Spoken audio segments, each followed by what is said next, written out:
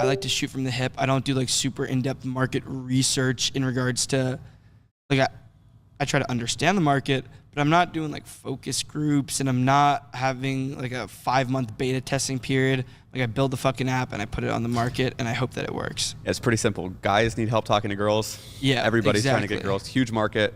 This is a new ability to do it, and I can probably find a way to market it. Yeah. So, okay, let's go on to UMax, because UMax is even bigger than this one. So you took those lessons, and then you kind of made a bigger and better app. But I love your approach to how you chose UMax. So if you could kind of start there. Yeah, so I split up with my co-founders from RizGPT. It was amicable, kept my equity, still getting paid from it. And so I spent the month of November hopping from couch to couch, right? We hadn't gotten paid out from RizGPT yet, the way that the Apple payout cycle works. And then there's this big thing. But I have no money. And I stayed on my friend's couch for a couple of weeks, then my brother's couch. And I'm like, all right, what should I build? And I'm kind of scrolling through social media and I'm like, okay, what's interesting? What's really popping right now? And I come across looks maxing. To me, it's super fascinating because it seemed like the gym niche, weightlifting, was kind of slowly declining and looks maxing was taking its place. What looks maxing solved that I think the weightlifting niche was one step away from is the majority of guys want to, for example, lift weights because they want to be more attractive to girls. Looks maxing cuts right through that. Looks maxing is like, okay, you want to be more attractive to girls, let's improve your facial aesthetics. Let's improve how you look, and we can do this a lot quicker than spending 5 years lifting weights to try to get jacked. And so I start to do more research. I'm like, okay, I need to put myself in the mind of a looks maxer. Like, what would I want? And I find that on Reddit, on TikTok, on Instagram, there are two common things that people are looking for. They're looking for, how can I become more attractive, right? Like, can you rate or give me suggestions, right? What skincare should I do? What hair care should I do? Or hairstyling, what have you. And any advice that they're getting through social media is not personalized to them, right? Like an influencer can create a video saying, if you have wavy hair, do this. If you have this skin type, do this. But it's not all just laid out in front of you. Now on the flip side, or I guess second, people want to know how attractive they are. Right? And people want to be able to quantify their progress over time. We see these like sort of glow up videos like, I used to look like this and now I look like this. Like now I'm really hot, right? But it's not quantified and people don't know where they stand. At the time, GPT Vision API was about to be released. And I'd started playing around with it in the web app. And I was like, I think that I can build an app to solve both of these problems.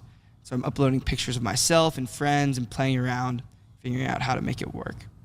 Similar to what you were saying about like when the ChatGPT original API came out, that there was so much opportunity. I posted on Twitter. I was like, GPT Vision, this was actually at the demo day before the API came out. I was like, somebody is gonna make millions of dollars, or there will be people that make millions of dollars off of an opportunity that they identify as a result of this new technology, GPT Vision. And for those listening who don't know what it is, GPT Vision is essentially ChatGPT, but you can upload images and get an analysis. So I set off to build this app. I had seen that Sam Zia was really popping off on social media.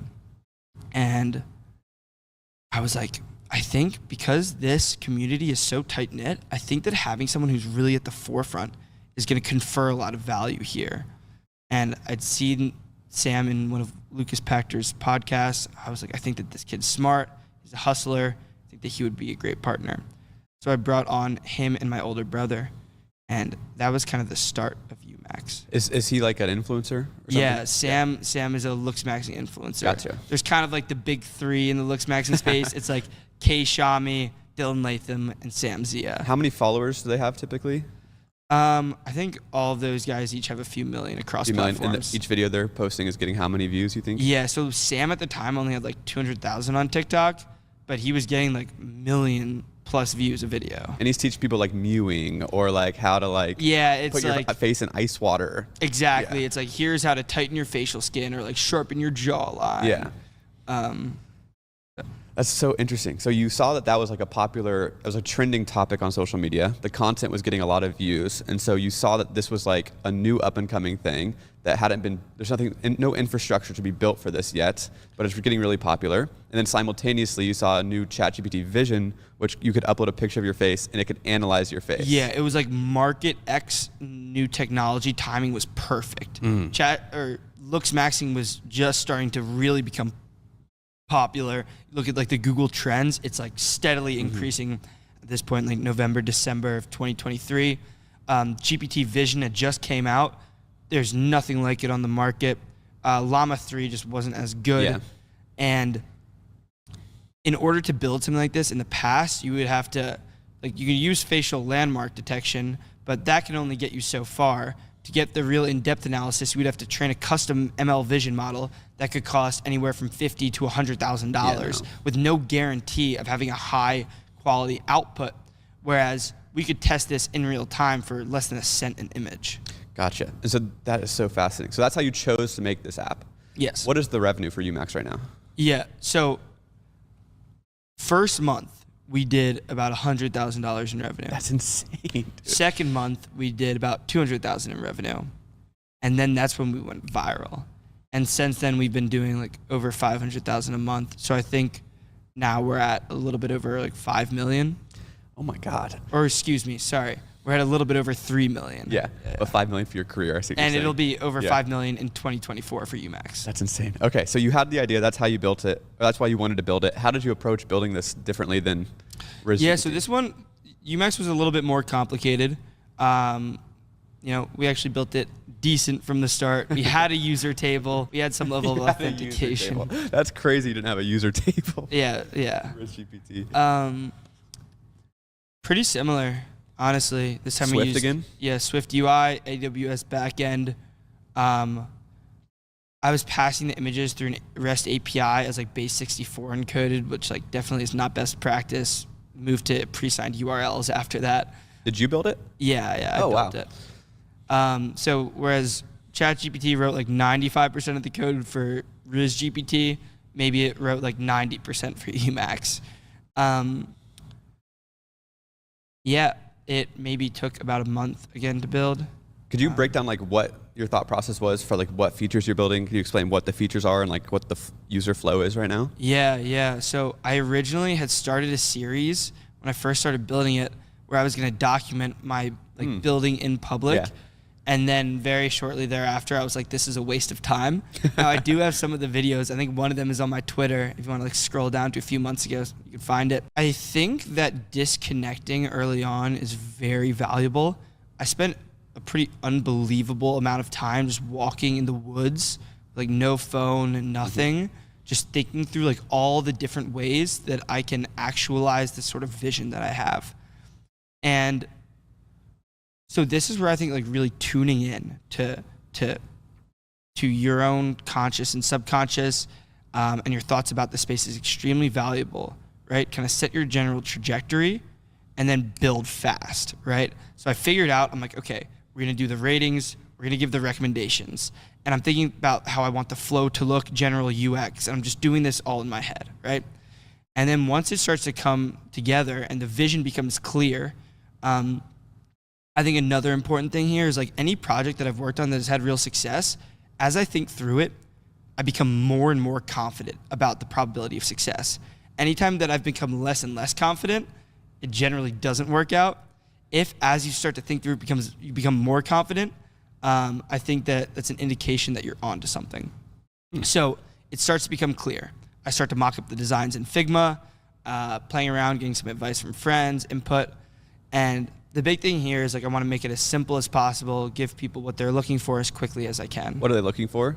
They're looking for their ratings and their recommendations. So they'd post a photo and you'd get like a rating out of 10, like how attractive you are. Yeah. And then it would give you recommendations on what you can do to become more exactly. attractive. Gotcha. So, and a big thing that we focus on is like traits that you can adjust as an individual or things that you can change. For example, skincare, hairstyling, grooming, right? strengthening your jawline, right? We're not focused on things like, well, you don't have strong cheekbones, which you can't really change. Like, you're fucked. You're ugly, right? So I'm a big believer of like an internal locus of control, and that's something that we really feel strongly about empowering people. So in addition to like the overall score, we also have the potential score. Like, what would you be rated if you were to improve these malleable characteristics? What do you mean by internal locus of control? I think an internal locus of control in psychology, there's like internal, external. Internal is if something happens in your life, you attribute it to kind of your decisions and your actions. An external locus of control, you're going to attribute things that happen to, just an unlucky day, or maybe the weather was this, or this person did this to me, as opposed to, I should have checked the weather in advance, or I should have, thought about what I was going to do before I did it, right? As opposed to saying like things happen to me, like I create things, or I create the things that happen. Interesting. So then how are you coming up with a person's rating? Yeah, so we're essentially assessing for these various characteristics. Do you have present acne? Is your skin somewhat discolored, right? Are you well groomed? Is your hair styled well according to your face shape? Do you have bags under your eyes, right? And then so we're assessing for like 20 plus characteristics and then using these for different features. For example, with jawline, if we notice a strong jaw contour, which is as simple as saying to ChatGPT, like, does the individual have a strong jawline?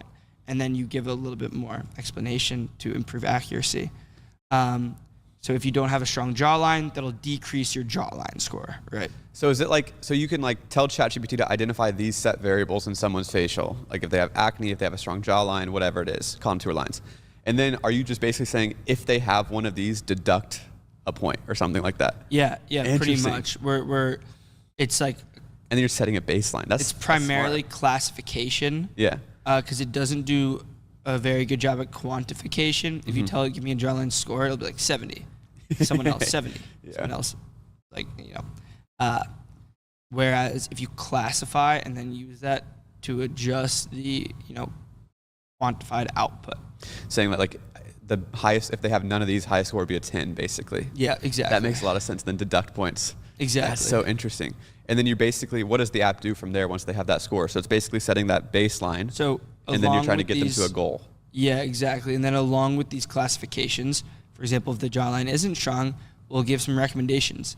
Eat food that is chewier, or use these jawline trainers, right? Because your jaw is essentially a muscle, right? Or you have muscles along your jawline that are going to make it sharper.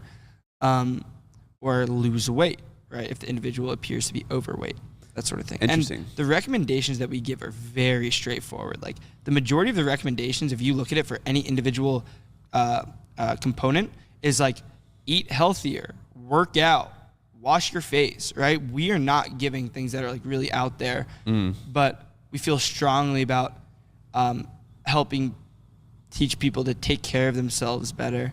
I think as a young man in society, I think that girls are taught this kind of early on about like how to groom themselves well, take care of themselves. I don't think that it's as prevalent for young men. Like I have two brothers. I was never told anything about skincare. I never washed my face until after college. Yeah, literally. And so just making these simple recommendations more popular and well-known, I think is a good thing. So it's more like you're like telling them how good they look, and if they did these 3 things, this is how good they could look. Exactly. And you're basically just bringing awareness that, hey, facial care is a thing. Yes. You could also strengthen your jaw, which is a thing that people probably don't even know exists. Absolutely. And so you're kind of just pointing them in the right direction. Yeah. Instead of giving them a full-on, like, eat this today, eat this tomorrow. Yeah, exactly. I think that society would be better off if everyone took the time to take care of themselves, right? Yeah, simple, yeah. And so I think to me, it feels like a good thing. And so that's what the app is just essentially doing. It's pretty simple. It's just giving them baseline, telling them their goals. Here's how you can reach that goal. Yeah. Is there continuity? Like, why would they continue using the app? There's not too much. You can get your updated recommendations, but it's largely not going to change all that much. I guess progression pictures or something? Like. Yeah. You get progress pictures. You can kind of track how your score changes over time. It was certainly something that we considered building into. However, it is not something that I'm super passionate about in like the actual way that it manifests. Like if we were to really double down and spend years on this thing, I think that we could get it to a point where we're providing a lot more prolonged value, though, as we'll get into later, I have a vision that I'm more passionate about building. So it was somewhat opportunistic in nature. Like, there's a lot of opportunity to provide value here and do well in this space, so let's capitalize on that. And sort of the success here will enable me to pursue the bigger visions with a higher probability of success. Yeah, this was just kind of seemed like there's a lot of value in the market to capture, and it was like speed that you kind of took advantage of, and you saw the trend, you took the action, and you captured that value. But long term, I could see how that wouldn't be like your $1 billion business. And so it's kind of like a launch pad business to get your first set of capital, and then you can have like a more mission focused approach, I'm sure. Pretty much exactly the plan. So this seems to be like the new approach to at least consumer apps and SaaS in general, is that you saw the trend and you partnered with an influencer to launch it, so you had that baked in distribution. Is that something that, just tell me about that approach. Is that like, was that really intentional? Yes. Like, so you called it social media businesses or entrepreneurship or something. Yeah, it's interesting. So I think that this space is kind of like the intersection of tech and social media, right? But the approach to partner with an influencer, to me, I think is really dependent on the space that you work in. For example, Looks Maxing was a very tight-knit, like ride or die community, right? The people that were in it, they loved it. Yeah. And there were a small number of influencers that were really leading all of the messaging, all of the Looks Maxing zeitgeist, right? Sam was one of those guys. So partnering made sense. He's also a great dude, like super good to work with. I don't think that's true for all influencers. And so there, it made sense. Though, for example, with Cal.ai, which we'll get into in a moment, calorie tracking is like, it's fucking massive, right? There's no one individual who's leading this entire community or culture. So in that sense, partnering with an influencer, right? If your goal is to achieve true market penetration and like even dominance, then no influencer will be able to provide their keep if you get there, right? Maybe they can, if they're a good entrepreneur, right? If them being an influencer is just like cherry on top, they're a good entrepreneur, they have connections, they know how to run a business, beautiful, do it, right? But when it comes to primarily partnering with someone on the basis of their influence, I think that it is relative to your time horizon expectations for the business, as well as the state of the niche in which they exist. What was your approach to Cal.ai? Yeah, so I had the idea for Cal.ai while UMax was really blowing up. I was like, I can't really justify going all in on this. Meanwhile, I'd been in contact with these two entrepreneurial 17-year-olds.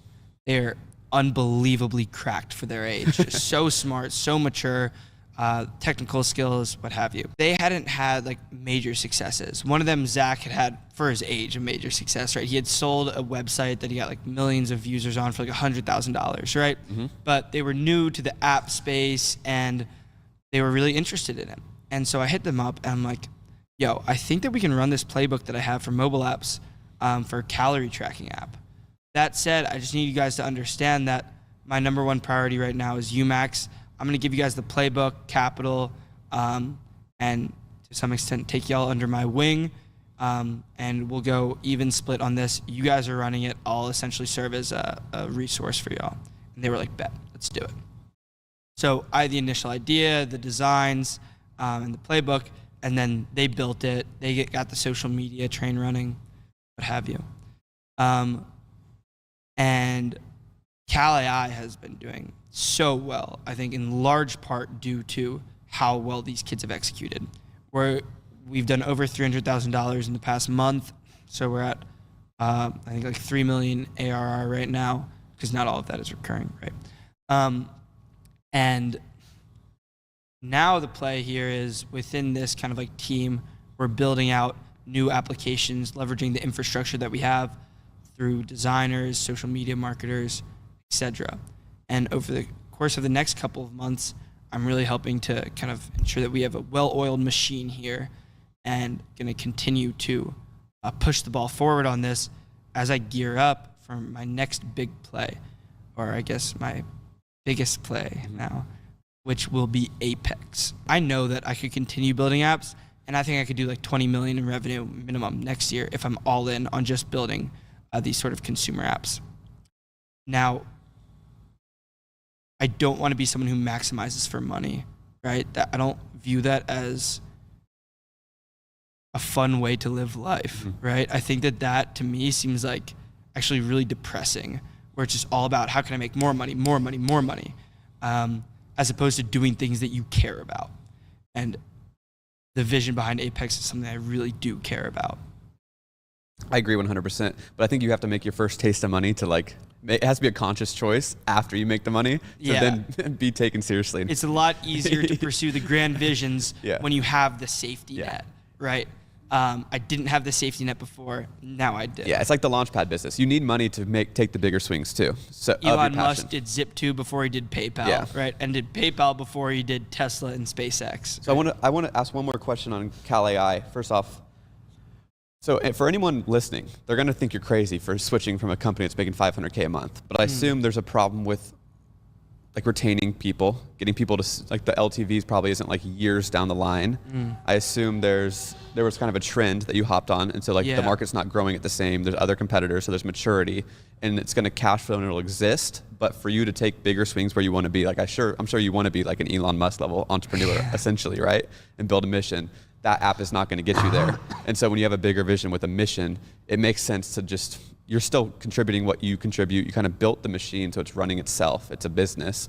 And you've kind of tapped out the market, and there's potential flaws in the long run. So it doesn't make sense for you to commit and double down. Is that kind of the right assessment? I think another important note here for me specifically is I'm not the sort of person who can just will myself to do the thing that I don't want to do. If I don't want to do something, I wholly cannot fucking do it. It's good self-awareness, yeah. So I definitely optimize for doing things that I'm interested in. And with UMax, it was similar to what I said earlier. It was like, okay, let's get this thing on autopilot so that it can continue to sustain itself and make a good amount of capital that I can use for future projects. But there were ways in which I think could have grown UMax and still can. The biggest issue is I just don't find myself inspired when I work on it. And as a result, I'm going to get way less out of my time that I put into it. And so with Cal AI, I was like, this will be a really fun thing to do. We can kind of build a studio here. I can help these two 17-year-olds, Zach and Henry, who, like I said, are fantastic. Can get them a massive win early on, and I can still see some upside from this. Meanwhile, I pursue the things that I care about. I think that should be like a way more accepted answer by people, by the way. I think that's 100% the right way to think about it. If you're not excited about it, you don't feel like it's something that you want to be doing. Don't do it. Don't do it. Yeah, right. And then that should be the right answer, and then you make the next approach better. I know so many people that try to force themselves to do something because they identify it as their highest ROI activity. Yeah. Per unit input, but as a result, their inputs are just if they put in 8 hours, they're only really getting 3 hours of productive work done. Versus when you're really passionate about something, you can put in 8 hours and you can get 16 hours of productive work out of it, right? And then your next 4 hours are just learning about it in general because it's fun for you. It makes a lot of sense. Give me a little more context on Cal AI though. What do you mean by you created a studio? And could you just explain how you're building these so they're on autopilot? Yeah. So I don't want to go too in depth into just explain the model, but high level, we have ideas for apps, right? Any good app dev knows that you always have 20 ideas in your back pocket, and you're just working on the best one. With the studio model, we're bringing in engineers who maybe are interested in entrepreneurship or want to work in a small startup, and having them really lead the charge on an individual app that we have an idea on, right? We'll do the designs, we'll provide the infrastructure, anything that they need, we help them with, and then they just get to build, right? And obviously participate on the product side of things, what have you. Then we have also the social media infrastructure. We're running all the paid ads. We're doing the in-house content generation. We're working with various influencers and kind of scaling it up on the distribution side as well. Interesting. This is what we do. We do venture-led or creator-led SaaS, basically. We partner with creators and then build them software. Yeah, so we're not looking to do the sort of influencer partnerships for the majority of these. It's the dev side. Yeah, exactly. Do you see with consumer apps there's a ceiling that you've been hitting, or is that what you mean? I think that it depends on the application. Like different applications are going to have higher and lower ceilings, the amount of effort that you put into it on a prolonged period. So yeah, I think that oftentimes it's very difficult to estimate ceilings. So once you just start to see yourself plateau and you know that you're still doing all the right things and nothing seems to be working, that's usually an indication that like you've hit a ceiling, or that it's just going to be super hard to penetrate through that. Maybe that's like a local ceiling. It's not like the universal ceiling. So you'd have to add new features, change the product. Yeah, exactly. Like, and with UMax, for example, like I know that we're not at the universal maximum. We're at a local maximum given the state of the current product.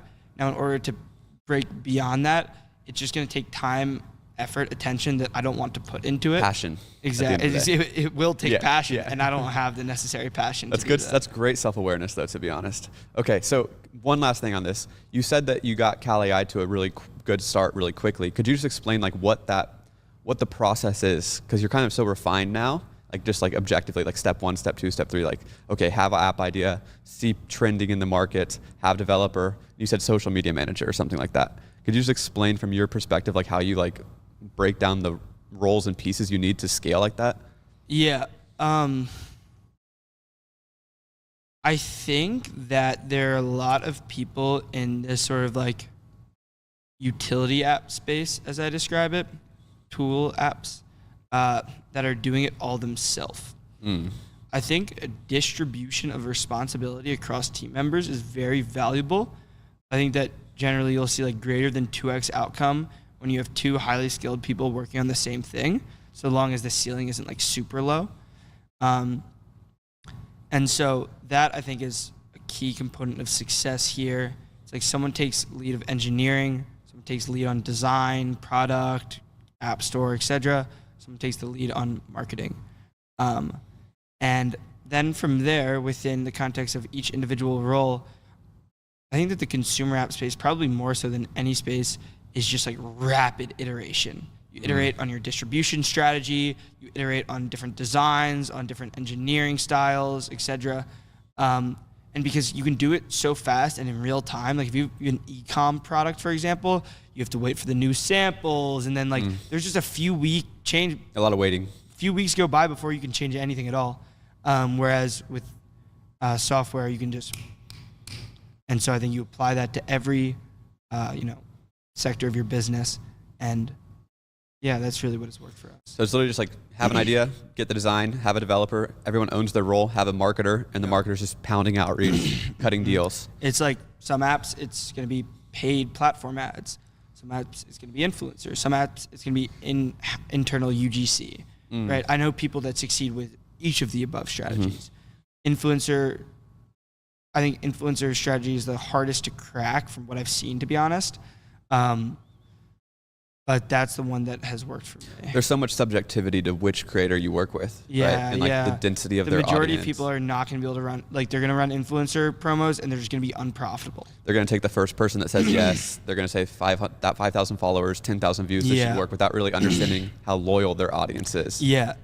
It's, and there's so much complexity to it. Like I'm trying to give like the universal transferable lessons here, but in regards to like people all the time ask me like, by the way, like, how do I do influencer marketing? I'm like, so much nuance. Yeah, so much nuance. It's why like anyone that sells a fucking course on it, I'm like highly skeptical.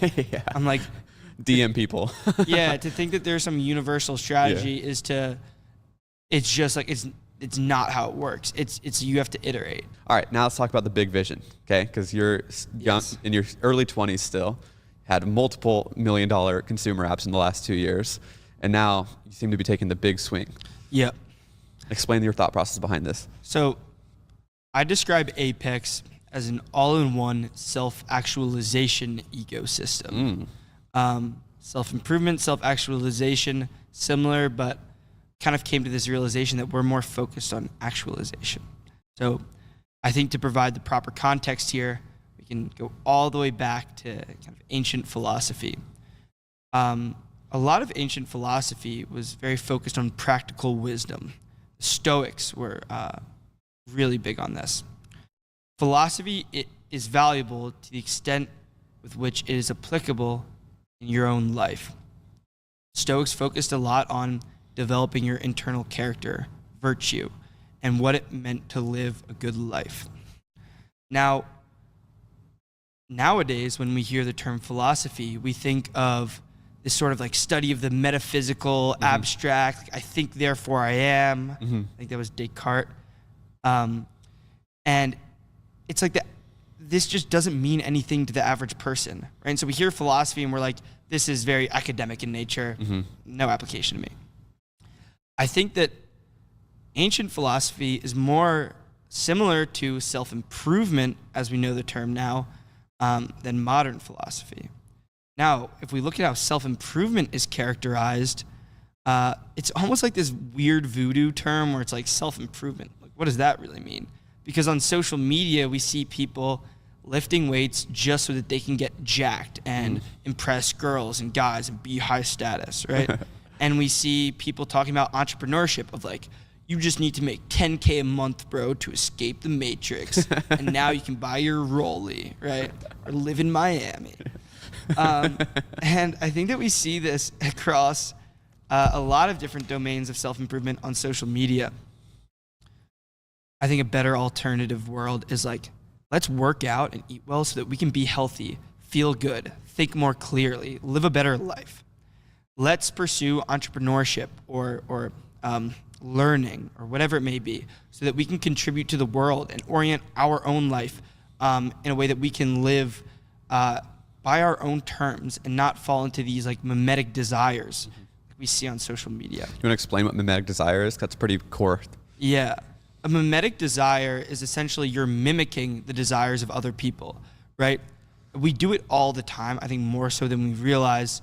But instead of thinking things through like first principles or getting to the ground truth and then deciding what you want to do, you look to what do other people want? And that's probably a pretty good indicator that that's a valuable thing, right? It's like the social norm. If there's a fire, it's like survival. If there's a fire in here, you see people running, it's probably better to start running instead of trying to see if there's a fire. So it's like in us to behave that way. And I think a lot of the times, the majority of the time, it's a valuable thing for humans, right? Kind of offloads the responsibility of like thinking through things and taking the time, what have you. But on social media, it's like you see everyone has a Rollie, you want one. You see everyone's selling courses. You wanna achieve this sort of life that they paint that you can. So the vision for Apex is kind of fighting against this. It's to focus on doing things that are going to help you self-actualize, to improve your the meaning that you're able to create in your life and your virtue as an individual. And so we're going to be getting a house in between San Diego and LA, hopefully a nice, fun property where we can create content. So this is one side. This is kind of pushing against the social media angle. And then two is a place that I really think I have domain experience, is creating applications and tools to help people achieve their various goals. And one of the issues with the consumer app space is that the majority of developers and companies are just optimizing for LTV, otherwise known as lifetime value. So how much will your customers pay you, multiplied by the number of customers that you have. It's purely a game of maximization of profit. And now, the reason I say I have specific experience in this is because it's a space that I've worked in, right? Like I've done the consumer app subscription game. But it's not about like how much value can we provide to people and how can we improve as many people's lives as possible. So being that we can do development in-house for free, we know how to code, we're going to be building these tools 100% free to use. We're going to have communities 100% free to join. We're going to put out content and help inform people of what we think can improve their lives 100% free. And so the goal here is not to make money. You know, obviously in the future, we will have to figure out how to generate revenue. Maybe it's we produce physical products that help people, right? And we take a small profit on that. But rather, how can we improve as many people's lives as possible? And so the majority of the money that I've made from the apps that I've worked on up to this point, as I had mentioned earlier, it's all going to be going into Apex. So if you're like me, you have a software idea and you want to get it started, but you're just intimidated. You don't know how to hire developers. You don't know how to manage a project, getting it designed. You're just unfamiliar with the process. So that's why I actually had my partner start our agency, WGMI Labs, so we could help you bring your software to life. It's a development agency where you get a full team dedicated to your project. So you'll get a designer, a developer, and a project manager. So all you have to do is list the features you want and kind of tell us how you want it laid out, and then watch it get built week after week. So if you have a software idea and you're ready to get started on it, go to wgmilabs.com and we're happy to help. Interesting. So this is going to cost a lot of money though. Like, I know you've made a few $1 million. You probably have a few $1 million in your bank account, but are you going to raise money for this? And if you do, how are you going to convince people if there's not a clear-cut maximize shareholder value? Yeah, it's a great question. So at this point, we don't intend to raise in the short term. As I mentioned, I will be putting at least a couple of million into it, my own money. I should also specify some of my money is also going to my parents, and then like a little bit for myself, because I still need to eat. I view it as like what FaZe Clan is to gaming, what Barstool is to like degeneracy, entertainment, sports, drinking, gambling. We will be to self-improvement. Like a brand. Exactly. And then, like I want to file as a B Corp, which is C Corp. You need to maximize shareholder value. Yeah. Right? B Corp, so if we were to raise investors and we have obligations to them, we can actually act in the interest of the public good rather than just maximization of profit and shareholder value. Is this like a not-for-profit? Is that different? Or Yeah. To me, when I a little bit over a year ago got into this space, I was like, I just need to make a lot of money and then I can decide what to do. And I think in the process of making a good amount, I've kind of realized that it doesn't like really move the needle internally, nor does it move the needle societally. It definitely, I think it's a safety net. Safety nets are really important, but I think a lot of people fall into the trap of money then becomes your only indicator. And that's all that you optimize for in life. And I think that that's a very shallow existence. I agree. So you're trying to build like this bigger brand of like culture and media around self-improvement, self-actualization, and then create like, not create influencers, but like the way FaZe Clan is. It's like there are like, you said, they're like FaZe Rain, FaZe Banks. I will be Apex Blake. My co-founders will be Apex Jesse, Apex Wiley, etc. Interesting. So those are centered around like a specific type of content. Yours will be centered around self-improvement. So you just like kind of create you might become like a self-improvement like creator, influencer. Yeah, essentially.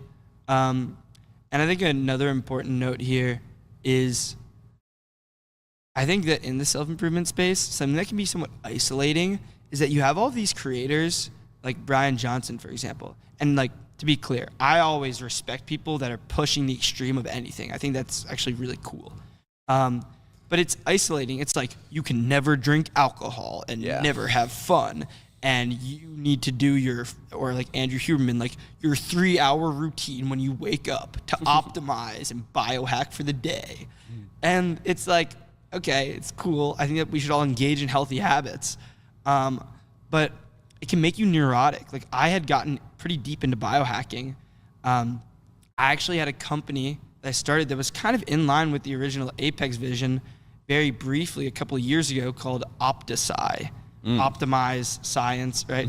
Like optimizing using science-based tools and whatnot. And I found that in the process, I became like neurotic about health to the point where it like stressed me out so much. Hurt your health. I was getting bad sleep because I was so focused on getting the perfect sleep. Yeah. And so I think the ability to find this balance of like caring about health and prioritizing living a disciplined life is very important. Caring about your career and what you do is very important. But it shouldn't be all or nothing. You should be able to live a balanced lifestyle.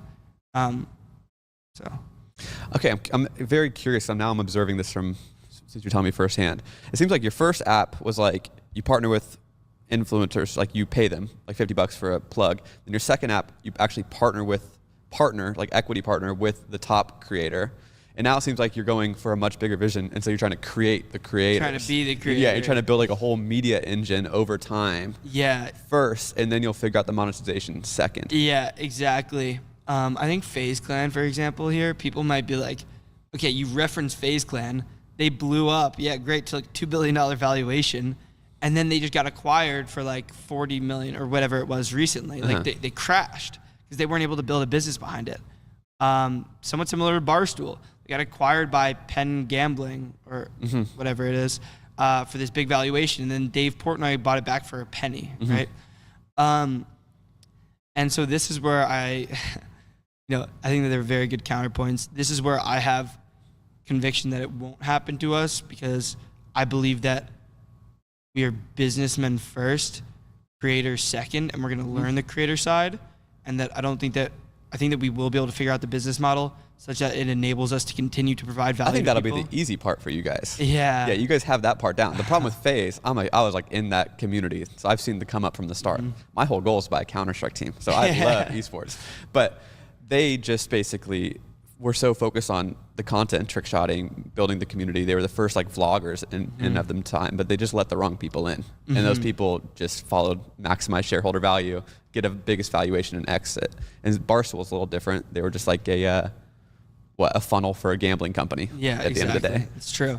So you just got to nail the business model on the back end this time. But you guys seem to have that no problem. Yeah. I think that we'll be able to do it. The biggest thing is that I never want to be a company. Like, I want anyone who's listening to this to hold me accountable in the future. I never want to be a company that's just like, how do we extort the sort of trust that people have in us to make as much money as possible? I think that is like so morally corrupt and abhorrent. And so I don't think that will happen. Although, absolute power corrupts absolutely. So it's not impossible. But how I know myself, I don't think that will happen. I believe in you. I think you're business minded. I think the FaZe Clan people were just so focused on the media, so focused on the content, and they loved their audience, and it was special. And then they let the wrong people in who came in and they trusted them, got screwed. Same with Barstool. 20 years, newspaper, sports content, building it up. Then sports gambling comes legal, shiny object. Nothing wrong with it, but that's what happened. And it tarnishes the brand, I think that there is something wrong with it. I think there's something wrong with the FaZe Clan side. I definitely think that sports gambling is a ethical, moral dilemma for sure. But I don't know if it necessarily affected. I don't know. Who knows? Their brand still seems to be doing fine from a business perspective. But I'm curious. This is a total side question. Did you feel some type of guilt for the type of businesses you're running? No. Like how you made money? Yeah, people often ask me this. I don't, because I think that there were a lot of opportunities to engage in the immoral action. Like we'd found with pretty much all of the apps that I've worked on that you get like the highest LTV, just charging like an inordinate amount for subscriptions. The most you could charge. And like not responding to people when they ask how to cancel subscriptions, this sort of thing. I think I've always acted in a pretty moral and ethical way when it comes to the amount that we're charging, that sort of thing. And then I think like with UMax, for example, we were always I always felt very strongly about not doing unethical things within it. And so there were a lot of practices that we could have engaged in that would have increased retention or had people coming back more and more, charging more money, as well as I think a big thing would have been going really hard in the female niche. There's a lot of stigma surrounding female beauty. We really could have capitalized on that. I was like, I feel strongly about not doing this. I think some people would say, well, you're creating insecurities in men. I think that insecurities drive change. I think that the recognition that you should work on yourself and improve yourself is a good thing for society. So my feeling is that the business that I've built up to this point, I think if anything, I've moved the needle slightly in the positive, but holistically probably haven't really moved the needle much. And so this is why you want to go deeper on the UMax, like practical self-improvement, exactly. Self-actualization. Apex. That's the whole vision here. It's like these have not really moved the needle much. I've never done anything that I think moves the needle in a negative direction, right? Now it's obviously subjective and there will be people that disagree with me. I think that the vision for Apex is pretty clearly only moving in the positive. And also, yeah, there's a question like, do the ends justify the means, right? I don't think that I've moved the needle much. If you think that I've moved the needle slightly in the negative, I think that at least to some extent, the majority of the money that I've made will be invested into something that is only moving in the positive, right? So, yeah, I don't know, like, there's an argument to be made that this is how I justify and rationalize it to myself. I don't think that that's the case. I want to, can I say something here? Because it's kind of what I talked about when you first walked in. I'm curious that the thing that made you money was the vanity of looking good or trying to get girls at the end of the day, like those things. And that was a far end of the spectrum, right? Not the same category, but like, for example, here on the internet, nuance is hard to portray on the internet. So you have people on both extremes. Yep. You have Brian Johnson screaming, no alcohol, you have to live perfectly. And then you have the flexers, make 10K a month, looks, get jacked, have a Rolex, look good. And those are what captures attention on the internet, because the nuance is like the truth, but it's not as entertaining. And so I'm curious how you think about Apex as a media engine, because I love content, this is my game, as a media engine where you're in the middle. Yeah. Do you think that's going to resonate because there's like a pendulum swinging back? I think so. I'm a big believer in like reversion to the mean. I do think you bring up a great point. I think that I've always been kind of passionate about this general vision for Apex, right? I built the brand Opticide that was somewhat similar in nature, maybe a little bit more to the scientific end of the spectrum.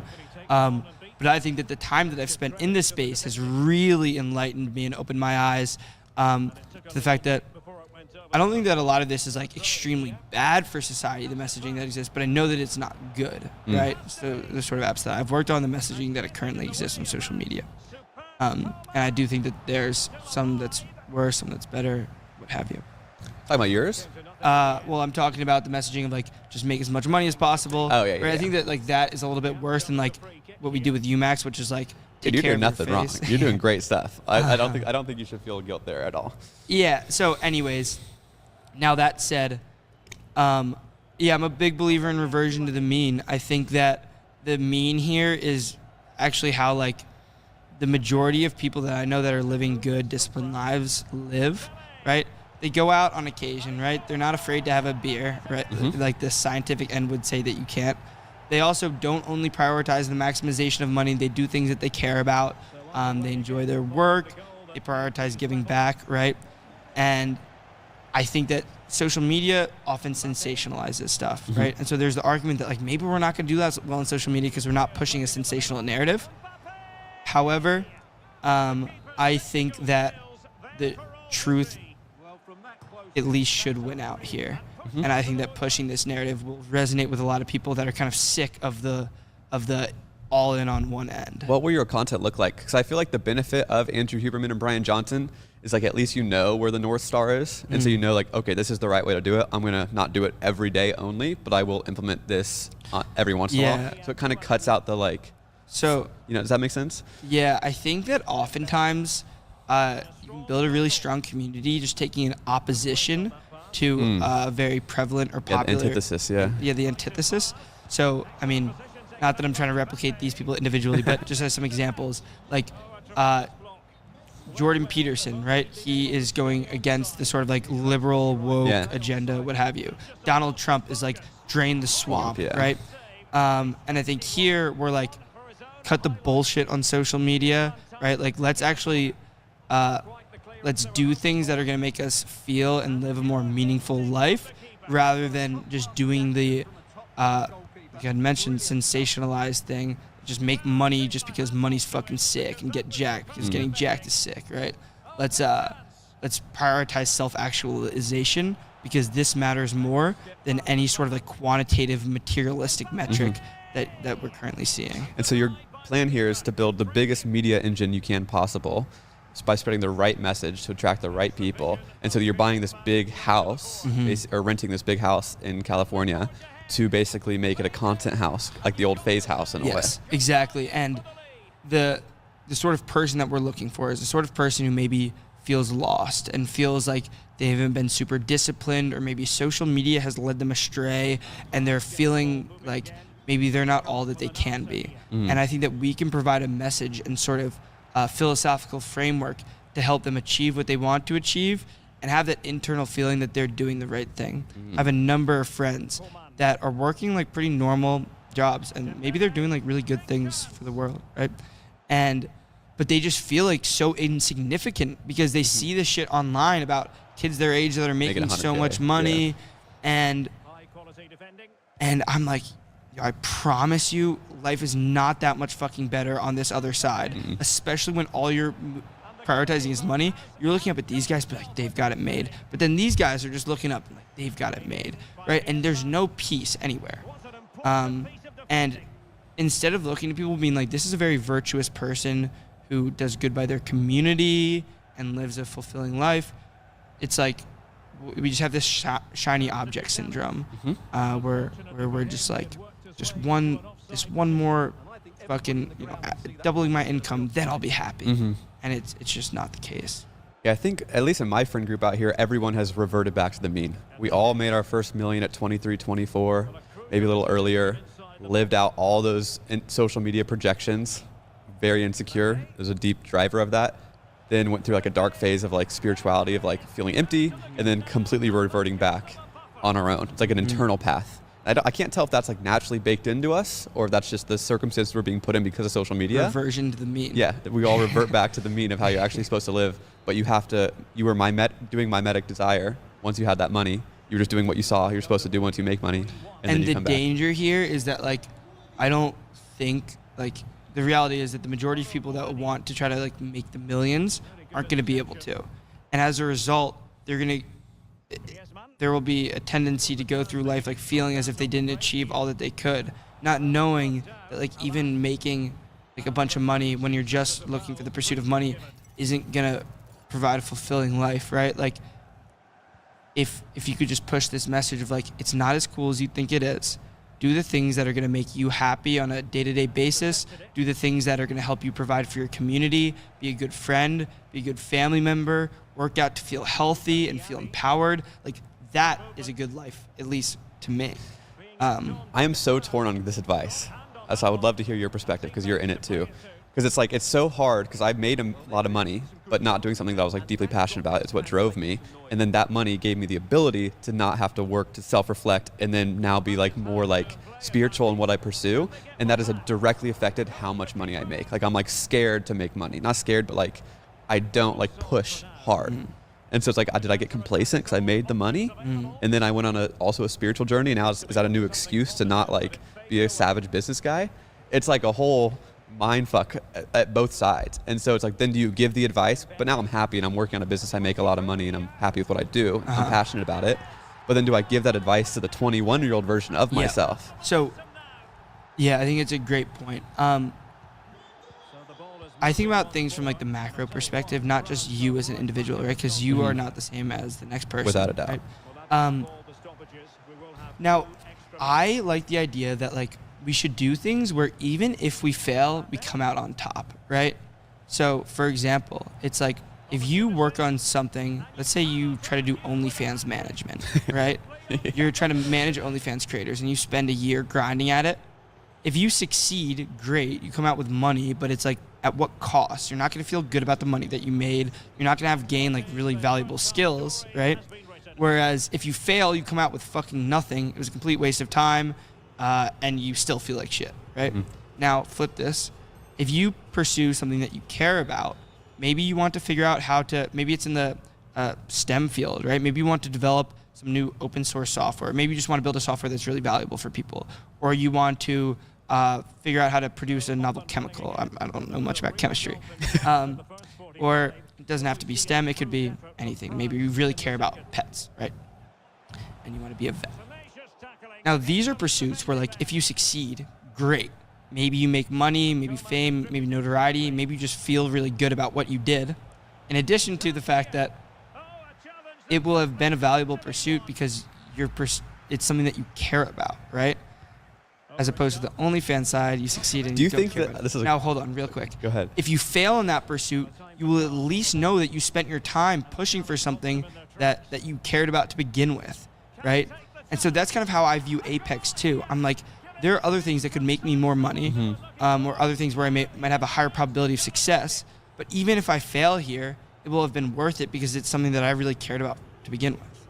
But there is the upside of this being a multi-8-figure, 9-figure potential play. like that is on the plate. Oh yeah. Like that, like obviously that's not the clear intent of like this is why I'm doing it, but it is a variable that is in the mix for it to be. I'd rather pursue a big play where I care about what I'm doing in the process than there are other 8-9 figure plays that I could pursue where I don't give a fuck, right? Yeah, 100%.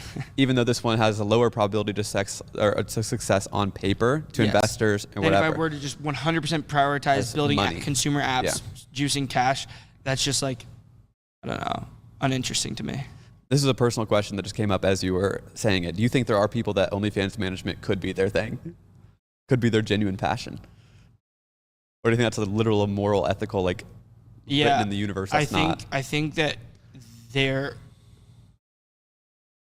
I would wager that there probably exist people, but I don't think that that's their most evolved form of self, right? Like it might be their passion at this point in time. I think that. Do you think someone could rationalize it as being like good for the world? You can rationalize anything. Yeah. My opinion is that it's not good for the world and kind of goes against like, I don't know. There are a ton of ways to rationalize it. We're actually providing guys that otherwise wouldn't be able to talk to girls. They get to now speak to girls, and I'm helping facilitate this. And now they're not going to kill themselves. Yeah. Right. So there's a way to rationalize pretty much anything. I personally disagree with it. I agree with you. I'm on the same page as you. But I'm curious. Do you think that there's like a universal or ethical, like karmic? Like this is like a super deep thought, but like, is there like a karmic consequence to doing that objectively, even or is it simply based on how you feel about it? Like if you genuinely think you're doing a service, you're helping these guys talk to girls, like this is like nobody thinks this way. But I've never lived in anybody else's shoes, right? However, what I have experienced, and what I think other people experience too, is that when you do something that you know is not good, you feel that in your soul. Exactly. Right? And maybe there are people that don't feel that in their soul, and maybe there are people that like truly believe, right? But in terms of like universally, I'd like to think that like there is a universal good and that they are not in line with it, but who knows? Like I haven't lived their life in their body. Right? That's very interesting. Like, is it the subconscious way you feel about yourself doing it that affects your karma, or is there a universal set of bad? Yeah, that is a very interesting thought. I like to believe the latter. I agree. Yeah. So I would also say that is not the best way to make money, and there will be karmic results to it. But 100%. Besides the point. Okay, so I'm curious. Then you're trying to build like this media conglomerate or a group of people, like a cultural brand of people with creators in there. Are you like gonna like recruit specific influencers, and like are they gonna come out and live with you? Yeah, it's a great question. So the original co-founding team is going to be myself, my older brother who would work with me on UMax, my like very tight friend for a while, Jesse Abed, coming out from New York. He's absolutely killing it in his B2B sales job. Like I don't want to speak on his behalf, but like high six figures. And he's leaving to work on this. And then we've got another person in the pipeline to be determined. So we're all going to live out there, create content together.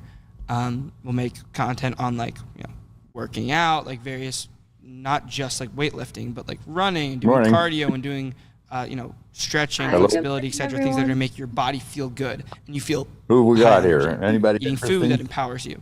Yeah, also balancing Alejandro's this with here. like, it's okay to have a fucking sandwich sometimes, right? What I thought I would do is whatever you have we've got good, and then I have connection to a number of influencers I think that exist in the realm of this a little demo space. I want to show you. So I've been playing with that a good number of them come out on occasion, kind of create content with us. Yeah, We unfortunately, get the Rosario Apex couldn't house, come. that They sort had of a thing. public hearing about the childcare. So the like yeah, I think that renovations, it'll be a that lot we're of gonna fun. do You at see the people Linwood being like building. each person like just Right. making Was their at own the style of city content. Like council everyone will be today. slightly different. Like this is And the then, podcast so- guy. This is but the she vlog wants guy. This is to meet the Similar to like in sometime, Stoicism, so, how there's like the that's So why I'll or even prep religion, you. I'll right? prep you with this there's like stuff the anyway. overarching and, high-level We philosophy, can look at right? that.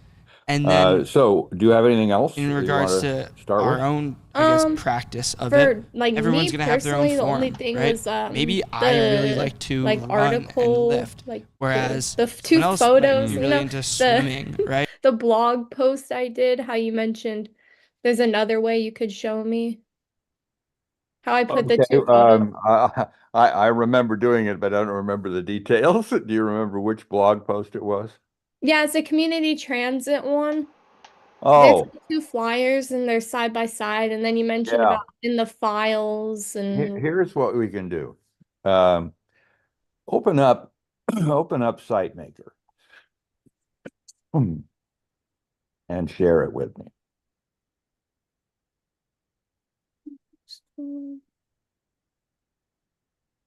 First of all, what I would like to do is to avoid proliferating uh, rather temporary files in the files folder. Mhm. Okay, because that's not the easiest place to maintain content, Yeah. particularly not putting anything in there with a name like screenshot. Yeah. Okay. Because that, that won't 2 weeks from now, that won't mean anything. Mhm. So you always want, before you upload something into the website, you want to give a file a real meaningful name and Mhm. perhaps a date and your name. You with me? So that it's obvious who did that. And right Yeah. now we aren't tracking who puts something into the files folder because we've never had a situation where quite so many people were working on a website with, Mhm. okay? Almost all of our clients have a single webmaster person who goes through everything and knows where it all is. Oh yeah. We now have multiple people working on the website, and that wasn't contemplated in the original design. Um, let's so here's what I want to do. Go into the tools folder and get the gallery. And just for grins, go under list albums. Click list albums. And make a new one. I'm sorry. Click, Oh. yeah. And what we're going to do is go to the album. Yeah, go to that one. There's the new one. And let's look at the album settings. And let's rename it demo/test.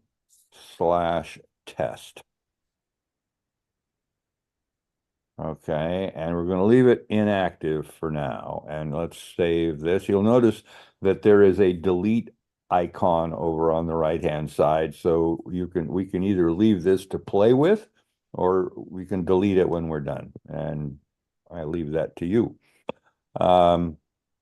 So you can give this, if you want to do other kinds of reference to this, there's a way to give it its own little code, Mhm. then has to be unique. The way it is now is unique. So if you override that with something more memorable, you can, but right now we aren't making any use of that. It's just a Yeah. thing for the future. And so we've got a parent album, and that what we can do with that is we can nest it inside a different album so that we can go looking for it hierarchically rather than have an enormous list of albums, which right now we do. I've been thinking of going through that and trying to reduce that into a hierarchy because right now we have, I think, too many. So, and then where it says enjoy the photos, overwrite that and let's type test here. There you go. Now, so go ahead and save this. And now let's open up the thing that says show caption. Look at some of these menu options underneath where there you go.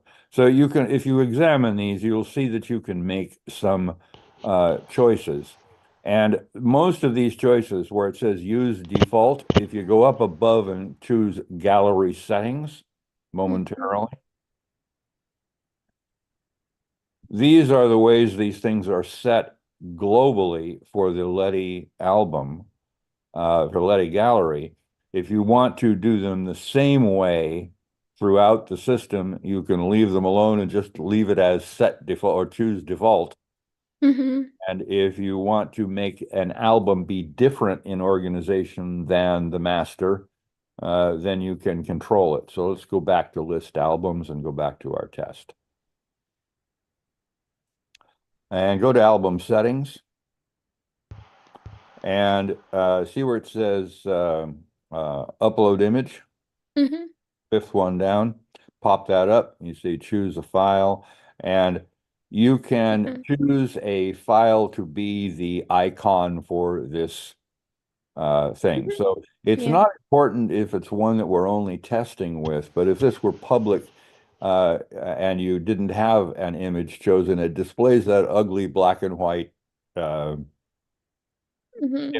placeholder. Yeah, I've done that because I've made a lot of albums before Right. for Okay. different like blog posts and for So different let's, events like last year's expo. okay. Yeah. Now, obviously this thing would be easier to do if you were in the album and you could say create sub-album, but right now that doesn't exist. You have to create it first and then Yeah, nest and it then nest it. with a Yeah. parent. Okay. So let's go into our album photos. Oh, no, there aren't any. Okay, so you know how to do this. So what we're going to Yeah. do is we're going to put up a photo Mm-hmm. and go ahead and say choose file. Let's just put something in there. Any JPEG you happen to have. I don't know how big these are. Yeah, some of them may be too big, maybe.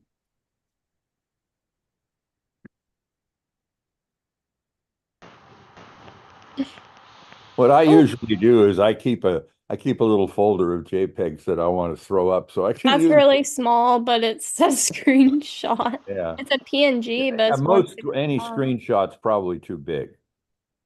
Anyway, It's here's what I'm getting at. 165. Here's what I'm getting at. You make a little file, you make a little gallery with a couple of pictures in it, Mm-hmm. 3 or 4 pictures or whatever. And then what you can do is you can reference the gallery in your blog post and simply say, and then put a link in there that says, reference, by reference, I mean put a link. And you Yeah. put a link in your blog post that says some photos, some images, the flyers, more information, whatever you want to do. Put a link with that label in there, and then a link to the gallery. So you have to make the album first, Mm-hmm. display it on the public view, Yeah. capture its URL, and post that as your link in the blog post. And Mm-hmm. what that will do is it won't show the pictures. Yeah, it just has a link. It just has a link, and Yeah. most of the time that's okay. And what that does, it has the other virtue of not transmitting a graphic that no one really needs to see. Yeah, that's what I did for the breakfast fundraiser because we had a lot of photos. So I just Right. put one and then linked it to the Exactly. Oh, gallery. there you go. There you go. Yeah. So that's the way I would handle that. And it also allows you to create what you might call a photo essay. Because if you, for example, took that fundraiser thing and described each picture Mm-hmm. with an extended album, and then what you do is you go next, next, next, and you have a story. You tell a story with your album. And Mm-hmm. that's an easy way where you have a lot of pictures that tell a story. It's easier than composing something else because the gallery handles the sequencing automatically. You can make one, you can reorder them in any order you want. Mm-hmm. Anyway, that's what I was thinking the other day when I wrote that note. Oh yeah, that makes sense. It's just like when there's like two flyers, I've Right. just been putting them like that Yeah, that because works. That works. And but what only the thing two. is, it depends on somebody having the ability. What I like to do is to automate as much as I can, because Mm-hmm. what I find I end up doing is I'll make a typo when I'm composing that little piece of code there. And now I've got a broken home page because I've got a typo in something that is not really that important. Mm-hmm. Whereas if I use the gallery system, you can't break that. Yeah. Okay. So anyway, Yeah. that's all I had in mind. Mm-hmm. Okay, yeah, that makes sense. We can talk about your thing now. I just wanted to Okay. get that out of the way because I was just curious. So you Yeah. need to close your share and I'll put up mine. Okay. Option. There you go. And where am I? That's not it.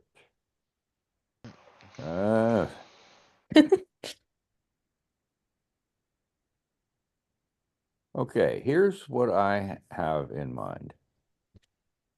And I sort of borrowed this. I'm looking at what Sonia did, and I Yeah. really, I like the idea of having this thing down at the bottom with the key contact information and the most important pages. What I've Yeah. done here is to institutionalize what she did by putting it into SiteMaker so that it is not it's not as hand coded as what she did. And Question. Mm-hmm. Sorry, is this Sonia's work? No, Sonia's here. I can show you Sonia's. for example, let me show you what I'm talking about. Alex, what I'm talking about really is she didn't really like the way we had the masthead at the top of the page. So she went in here and hand coded this mast area. And it works, Yeah. but it's reliant on a hand coded mast. And the problem with that is that to maintain it into the future, somebody has to understand where the code is sitting. Mm-hmm. All right. And it makes it's just a level of complexity that I wanted to get away from, particularly as it relates to the home page and the navigation, so that you don't really have anything that's hand coded. It's too easy to break it. And so what I suggested instead was that we put something up that is not hand coded. Although this is, at this moment, this is hand coded because I created it as a demo. But Oh. I took this, if I go in here and do a tab and look at Forbes magazine, I took the concept from Forbes magazine, which is a major commercial and business management journal. Alex, you may be familiar with it. And so what they did was they had this cool little menu. And you can get anywhere in the website from this with a whole lot of submenus, etc. Yeah. And the one I've done is not this complicated, but when you hover the one, you get the others, etc. So what I wanted to do was to emulate that for Letty. And just so if you want to demo this to somebody, if you click on the name here at the top, it goes back to the existing one. Okay. And that's just for the convenience of the user. So I'm going to close a couple of tabs here so I don't confuse myself.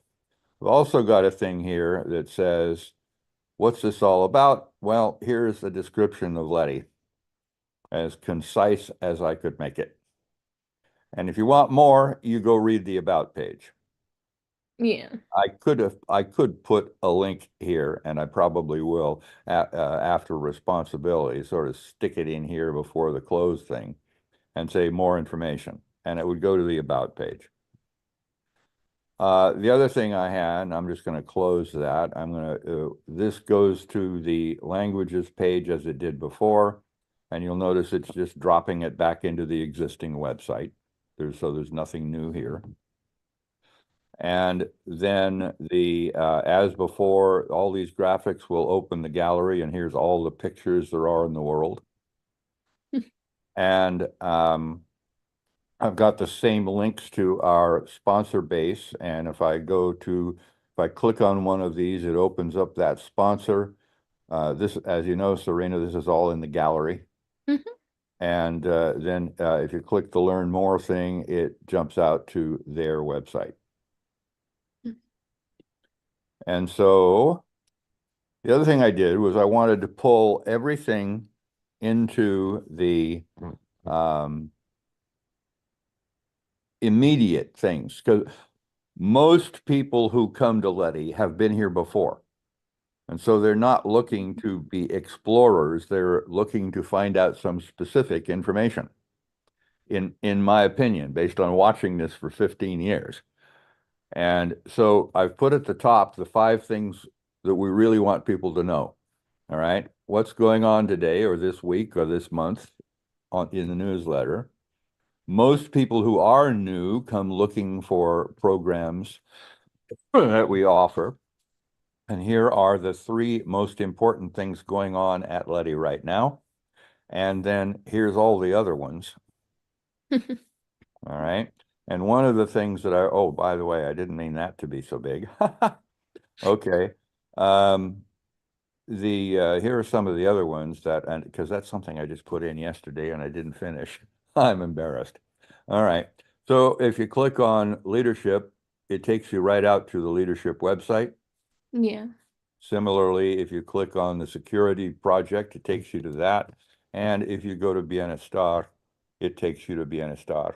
And I went into Bienestar the other day and I revised that to put some pictures from Bienestar in here as a gallery. And as with the other ones, it just takes you and pop up the individual pictures. These, as I told you, I think, Serena, these are just like placeholders. Because when we actually have a session in progress, we replace these with the current information. And that's why I put this up here. This little thing says, obviously, these are placeholders. Mm-hmm. Okay, so finally then we've got a link to your event page that you're maintaining. Mhm. And we've got everything you need to know about membership and everything you need to know about sponsorship. And we can redirect, these are all temporary. We can redirect this either here or we can redirect it to, let's see, where is that? That's not it. I can't remember that other page. There's another page in here that is more generic that Sonia made up. Mm. And I haven't made up my mind yet, which is the better way. My thinking is if we get somebody who who already wants to donate, why send them out to an intermediary page? If somebody wants to donate, let's let them donate without reading a bunch of stuff about donating. Mm-hmm. All right. And then if you are a business owner, you can come here and get all that information. If you want to volunteer, you can volunteer. If you want to donate, you can donate immediately. And here is the form that Damari made a year ago. Yeah.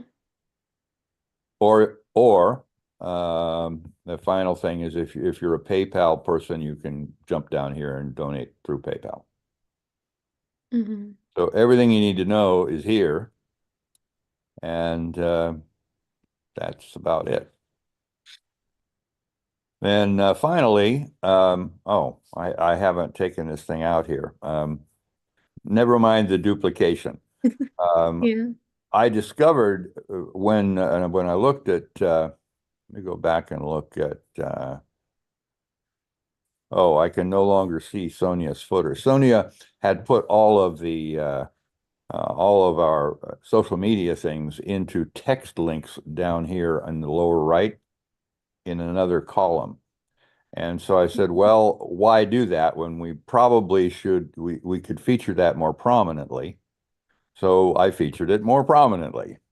And so you can click on these things and they'll all go out directly to the thing. And I just felt that the little icons were more likely to get people to do it than otherwise. And the duplication is because I was experimenting with where I want to put it. Yeah. And the larger ones are actually coming out of the footer. So this can be automated. And I've already spoken with Gavin about putting in a feature that would allow in the editing suite, you would simply put in the name of the social media location, and we would maintain these graphics universally in SiteMaker, so you wouldn't ever have to do this again. You just tell it what it is, and you put in your code for that website. So in the case of Facebook, you just put in lettiwa.org, and Facebook would take care of the rest. So that's coming, and it's all based on this. And finally, now the other thing I added to Sonia's thing was she had the graphic in here, but I went in and I just left that one alone. But if you click the map now, it actually jumps you out to a map, and you can find the location. And there's one more step I need to do, which is to send it the address, which I didn't do. And then finally, the clicking on that will let somebody share it. And if you're on your cell phone, it makes more sense because it'll look like this. So somebody who's, wants to share the website can easily do so. So that's what I have in mind. I'm interested in your feedback on this because it's a work in progress. And I'm thinking that what the advantages are is that everything the first-time visitor needs is right here. And there is no gray text. And I find it more interesting. Now, there's one more thing. If we go into the editing suite and look at it in the editing suite, there's one more piece. And if I go in here and check this and turn it on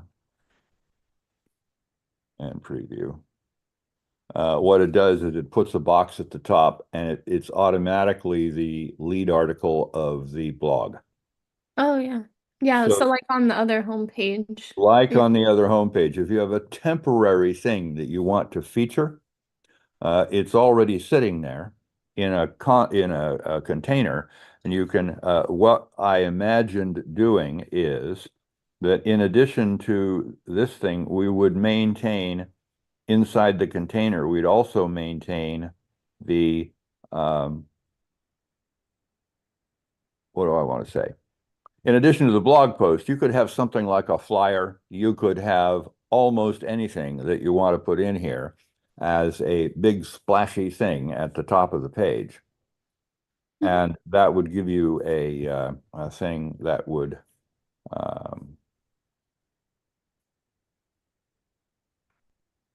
capture somebody's attention in the short term. And that's all there is to that. And I'm going to go back in and turn that off because it's in the past.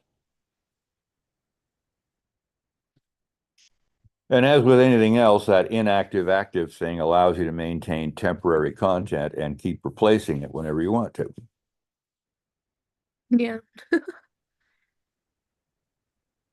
What do what do you think? Do you see any weaknesses in this, or do you think anything's been left out that's really important?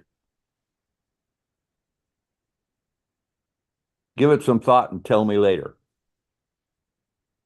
Yeah, I'm curious if anyone ever replied to your email or only me. Because you sent it to like Tom and I think Marisol, Nelly, I think Andres. Did no one reply about You it? are the only one who has followed up.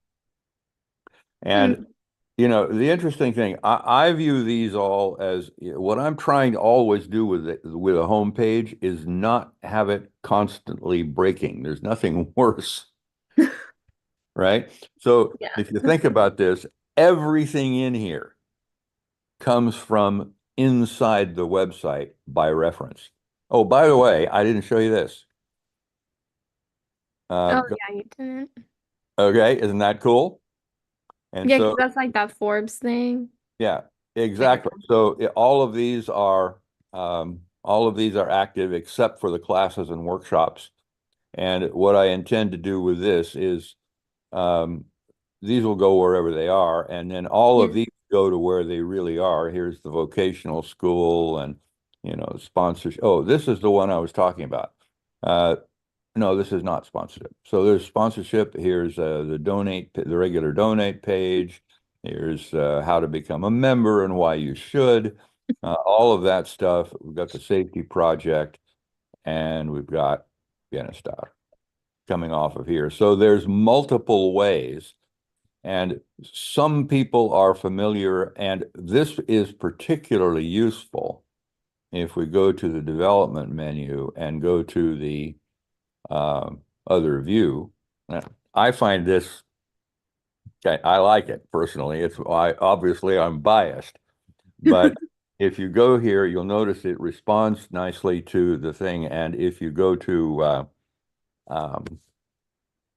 it has mostly the same information in a different thing. And when you do this on the telephone, you have a nice little menu that fits the telephone and but does not compromise it. You can still click everything else while displaying the menu. So strikes me it's pretty good. And Gavin and I are thinking about institutionalizing this. And so Sonia gets a lot of praise from us about thinking these. She thought some of these things up, and it stimulated me to try a little harder here. And because this, we've put a couple of these things like this thing at the bottom. We have this on some other clients' websites, but they're hand coded, which I think we will institutionalize. Right now, this is hand coded. Mm. It'll probably be institutionalized and within, by September. Yeah, So that makes anyway, sense. if there's have a look at it for a day or two and see what you think, and see whether or not you find any flaws. Some of these things won't work like we discovered a moment ago, but most of it does. Yeah, let me get the link for Alejandro. I don't think he has it. Oops. There.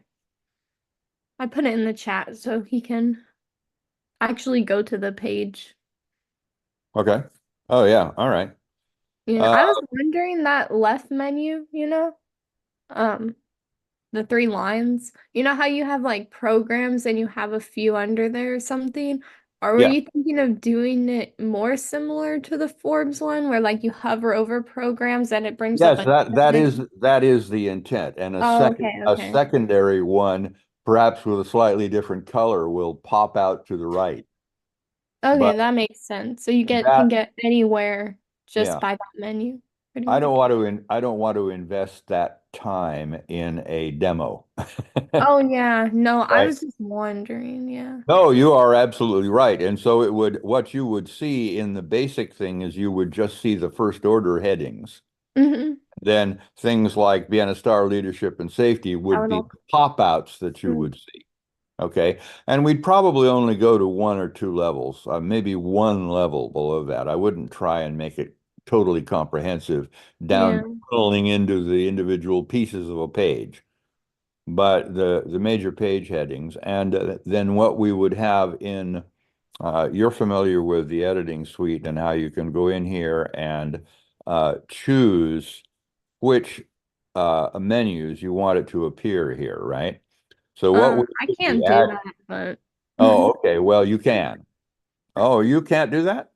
no, I only have Oh, tools well, and other that's a icons, not. mistake because um, we should talk about that. And the only thing you really need to think about is sometimes if you put too many things in a text menu, for example, it will break because it becomes too wide for the page. Oh, All right. So you need to think it through. That's all. That's probably why we didn't make it part of one of the editor groupings. yeah.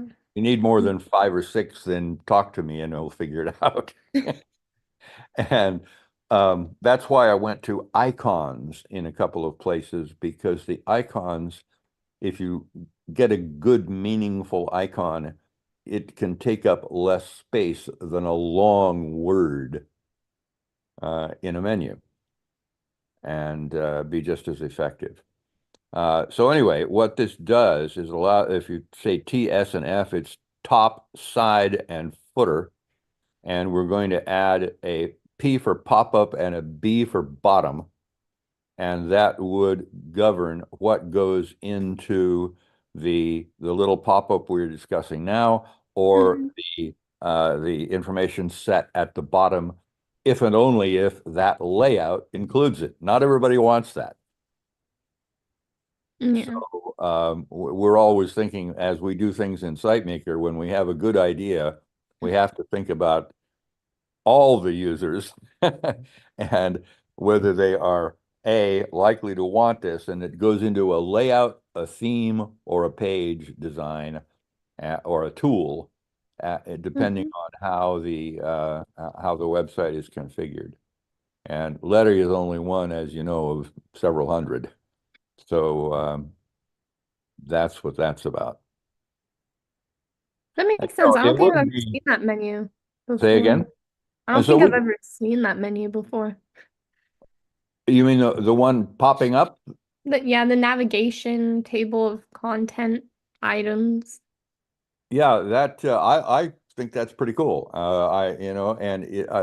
Thanks to Forbes, and it's not hard to do. We've had something in prototype that we've wanted to work on, but we showed it to people over the years, and no one ever asked us to finish it up and polish it.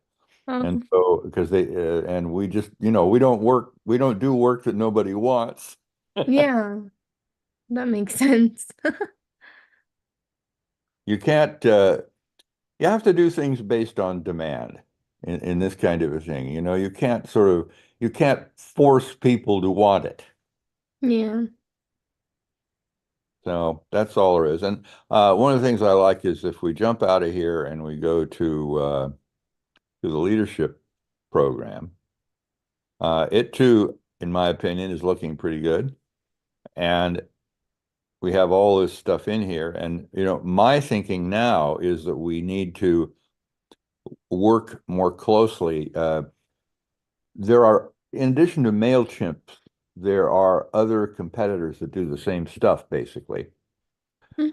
And what has been the only liability with MailChimp is that we need a way for them to give us back the identities of the people whose email fails. So, because we're exporting the mailing lists either every time or periodically from our internal supplies. And so as people, somebody gets a better deal and they change their email address, Letty is not the first place they think of telling everybody. Mhm. And so it ends up drifting out of sync. So what we have in our records is no longer real.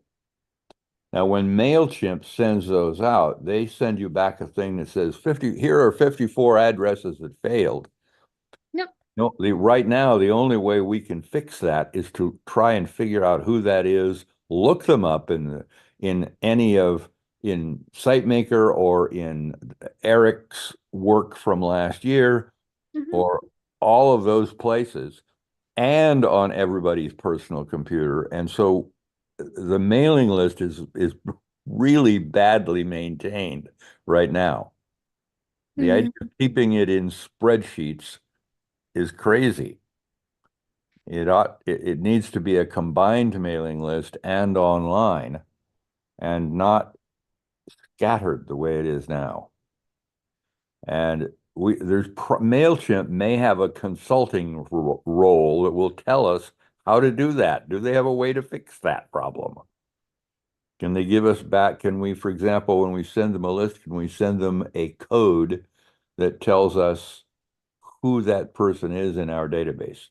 Mhm. They send us back something, we don't have to do a global search and replace on everybody, or an individual search and replace on each and every one of them. Because I know that if you send out 2,000 people, you're always going to have 5% failure. Yeah. And it isn't that that person isn't interested anymore. It's that they just didn't tell us about their new email. Mm-hmm. So I think we can solve that problem. It just needs somebody to pay attention to it for a week and get it done. And I think that's mostly about dealing with MailChimp or finding a replacement for MailChimp that actually does what we need. Mm-hmm. And that's basically it's what's called an API. It's an application programming interface, which allows you to have a data file that sits between two data sets, like SiteMaker and Eric's spreadsheets or whatever. Mm-hmm. The API allows you to make a change in one, which causes a change in the other one. So all of that's possible. We just need to get it done. And then at that point, we have something that is worth a lot of money to Letty because people will want to use us as a means of communication with their people. Mm-hmm. And they will pay for that.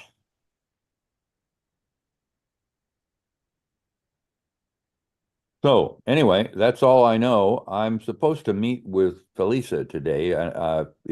If she happens to be running around, are you at Letty or are you home? No, I'm at home. Oh, okay, never mind. Do you have her phone number? I do. Oh, okay. I'll call her. I sent her a note. We were thinking Rosario was going to be out in Everett, but she's not. So I don't want her to show up at Everett and not have a way to get home. Yeah. Or to get in. I don't know if she has a key. Right, but if you get in, you have to play with the safety thing, and if you leave, you have to play with the safety thing. So she also has to have the code. I don't know if she does or not. Yeah, I don't know. So anyway, that's all I know. Is there anything else we can do today? Oh, by the Um, way, the way you get to that, let me go back here. The way you get to that is up here under pages. This thing is called Indice. mhm. So you can have a look at that and you can look at the coding. It's a little weird because of the fact that I have forced that control bar to the top. So when you look at it in the editing suite, unfortunately, this thing sits on top of some of the controls. And I didn't think about that when I was coding it. So what you have to do is you go over here and you open that one, and then you can go somewhere else. Mm. So if you're on, it's only a problem when you're on the layout in the editing suite Yeah, for that makes for this one page, because all of the coding to make some of these uh, cute little testing things work is covering it up. So you're welcome to look at it and have a sense of how I did it, right?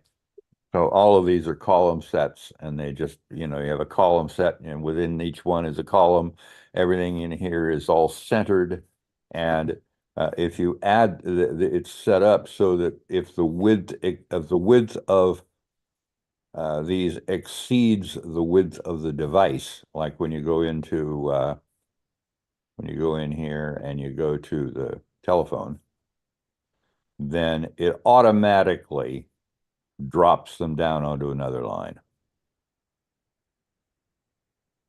And that's kind of tricky, but it's possible. Mhm. As you look into these things and you look at, this experience, what which of the directions are you going to take in school in the fall? What's the subject matter of your master's? Pharmaceutical bioengineering. Okay, that's going to scream out for publishing stuff on the web. Yeah, So probably. this experience is not going to hurt you because although you may not do it yourself, you're aware of what to tell the person who's going to produce a website for you, how it works and what you want. Right? Because you know all the things that are possible, and you get somebody who does that all the time, and you work together, and they do what you're doing now at Letty. Mm-hmm. Only they do it with all of the tricks and techniques that I certainly don't know. They're somebody much better than I.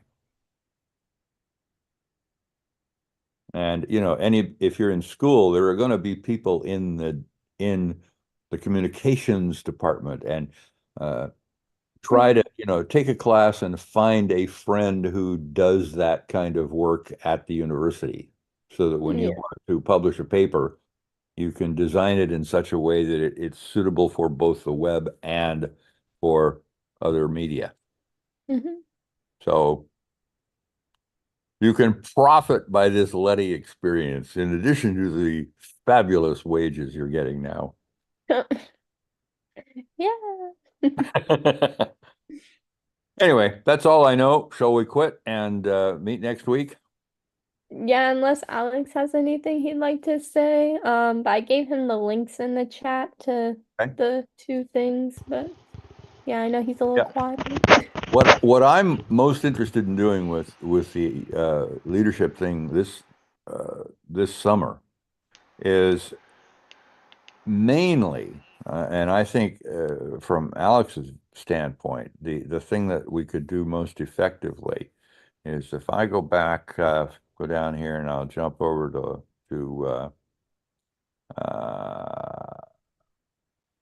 what do I want to do? I'm just going to go out. What did I do? Do I have a link to Letty? I don't have a link to Letty. So I'll go back over here. And on this one, I do have a link to Letty. And where am I trying to go? Trying to go to Latino Business Link. This is what I think is the income opportunity for both Letty and the leadership program. Because the list of people that I sent you can be put directly into the directory. And what Alex, pop in verbally. Tell me you're hearing me. Yeah, I'm here. Yeah, I'm here. Okay. So what I want to do, I'm going to go to the editing suite. And first I'm going to get my mail here.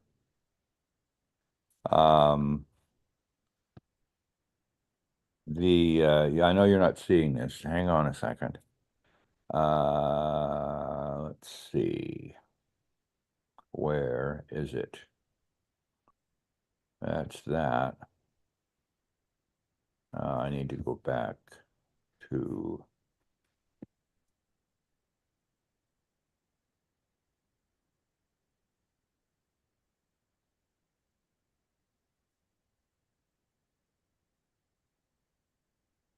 I'm looking for something in an email. Bear with me a minute.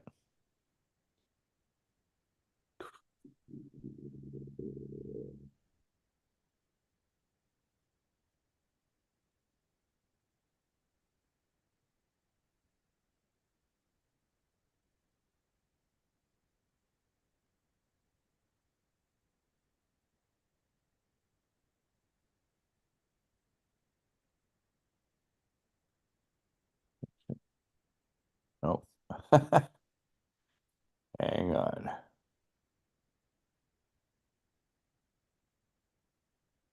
All right.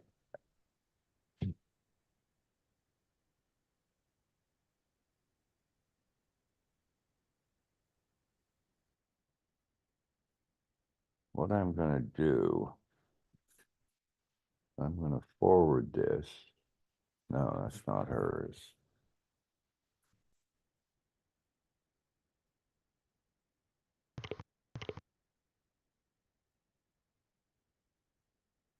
The wrong one. That's the wrong one.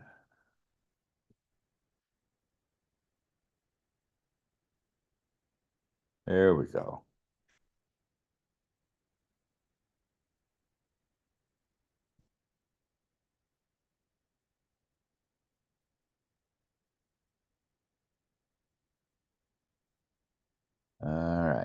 I'm going to send that.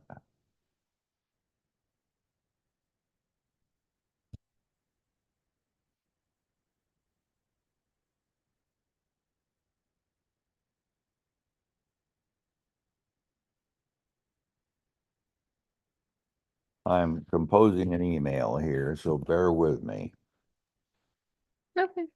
And okay.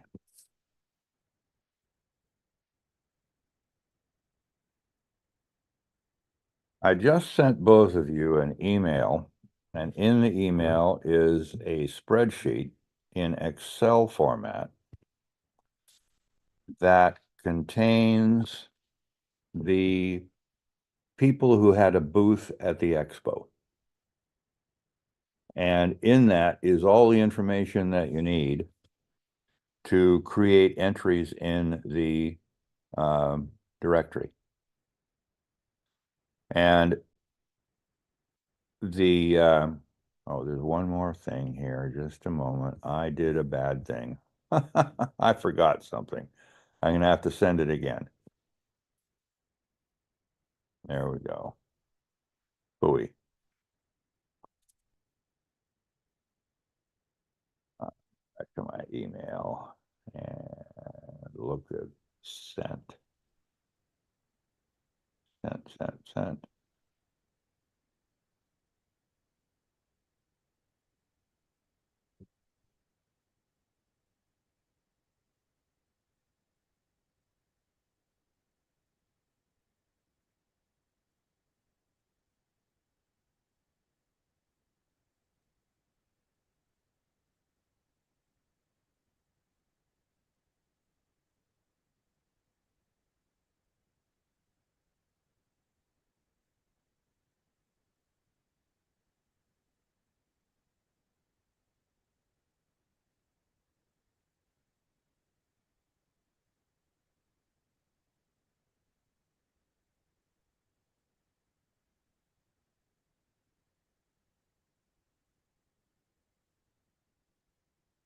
Okay.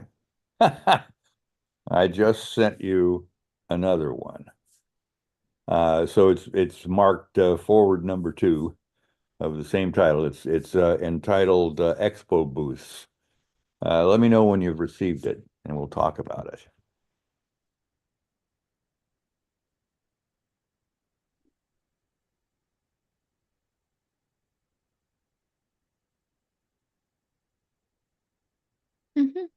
I never got the first one you sent, but I got the expo booths too. Okay. Interesting. All right. So what I'm going to do is I'm going to go. Same. Same thing. This number 2 is the right one, so let's forget about the other one.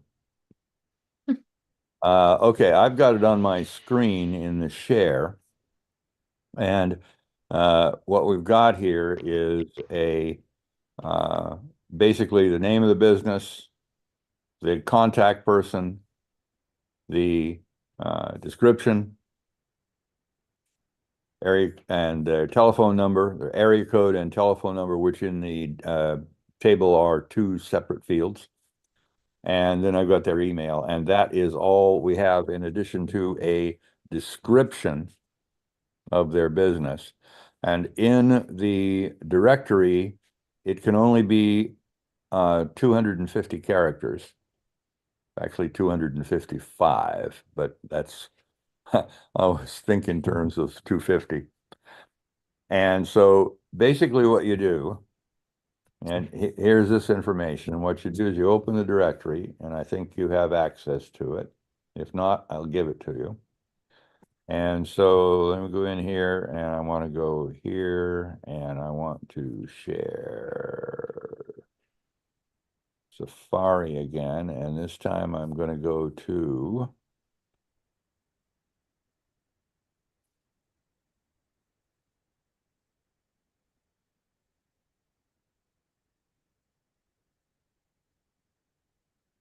this one called Latino Business Link. Who has access? Alex, do you have access to Latino Business Link? No, not yet. No, not yet. Okay, I'll give it to you. So here's what it looks like on the telephone. Here's the whole thing. You can if we go to the directory and do a search, you can do searches, etc. So I want to look at here, and I arbitrarily made one called Camacho Designs. And guess who that is? And Alex, I don't know if you have a business name or not, but I made one up. Yeah, yeah. So I have a website link too. okay, cool. So here's what I've got then. Let's make it work. So we go into the directory. Come on. We'll go to listings, and there it is. And the form to create or edit is exactly the same. The create one has a couple fewer fields. And you may not see everything that I do. And if you don't, it's because of permissions. So just tell me. If you can't do something, give me a call. And so we're going to do this listing. And so what's the name on your website, Alex, or the name that you do business under? It's called Digitize. I couldn't quite understand you. Here, I'll type it. Oh, in the chat, you mean?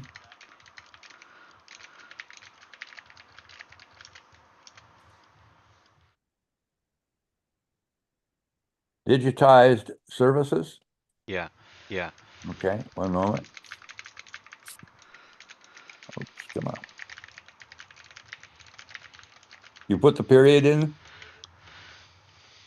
You can leave the name just Like this, that? this.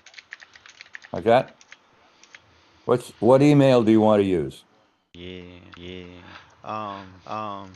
I currently use my regular one. You can always, what's your regular one? The only one I have is Letty. I don't think you want to send them there.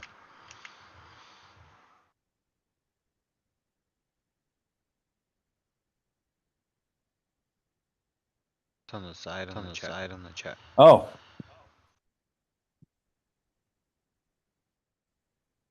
I'm trying to, you can copy that. So, how do I copy that? I think you can highlight over it. And then it has the three dots. Okay. All right. The three dots is what I was looking for. Yeah. Okay. Yeah. Uh,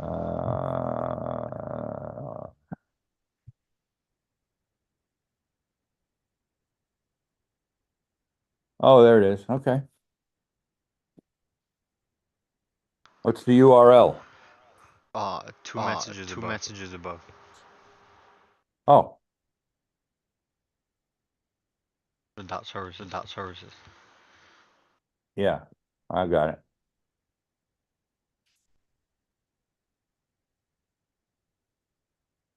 And in this system, you must explicitly type out the protocol.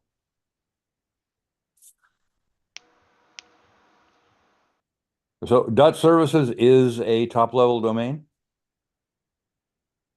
Sorry.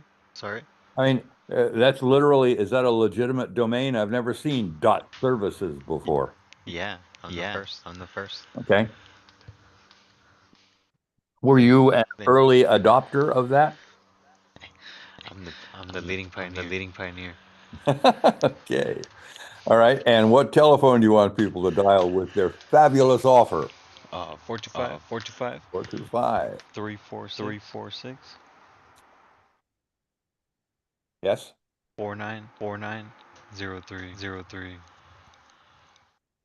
And Yeah, right now, I was wondering. right now, this is it's not got made. formatting automatically. So it's a business, and a category is it's going to be under services. And come on, Reese, where are you?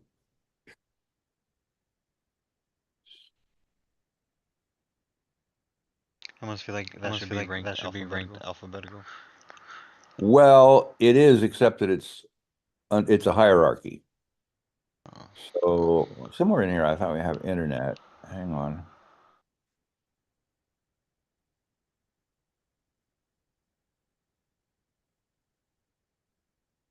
Well, we need to add it. All right, so I'm just going to put it under services. We'll come back to this. Oh, here we go. Internet web. How's that? Yep. Yep. And we'll come back to the graphic and the category and whatever. Do you have a street address? You want my house number? You tell, do you want people coming to your house? No. No. Okay, then what I usually do is this. And I put Washington, and that's all I put in here. Now that means that you cannot have a map. Okay? If you have a street, if you have a physical address, then you can turn this on and a map will magically link to a map, and it will automatically go out to MapQuest and give them a map and turn-by-turn directions. It's Right. wonderful. Right. Okay? Yeah. So, but that's no. And so what I want you to do is when you have access to this, you come in and write a new 250 word description of your business. Gotcha. Gotcha. Okay? And then the keywords are probably close enough right now. And that's how you create it. And so we've made a couple of changes. So I'm going to save the changes, and now it's in here. And when I preview it, there it is. And if you click the telephone number, and you don't see this, but my telephone thing popped up, and I can call you on my computer. Yep. Yep. And they cancel out of that. And when we contact us, here is a form. It will come to you by email. Like it. Like it. And then if we go back a page, if you visit the website, here it is. There it is. There it is. How's that for action? Looks good. Looks good.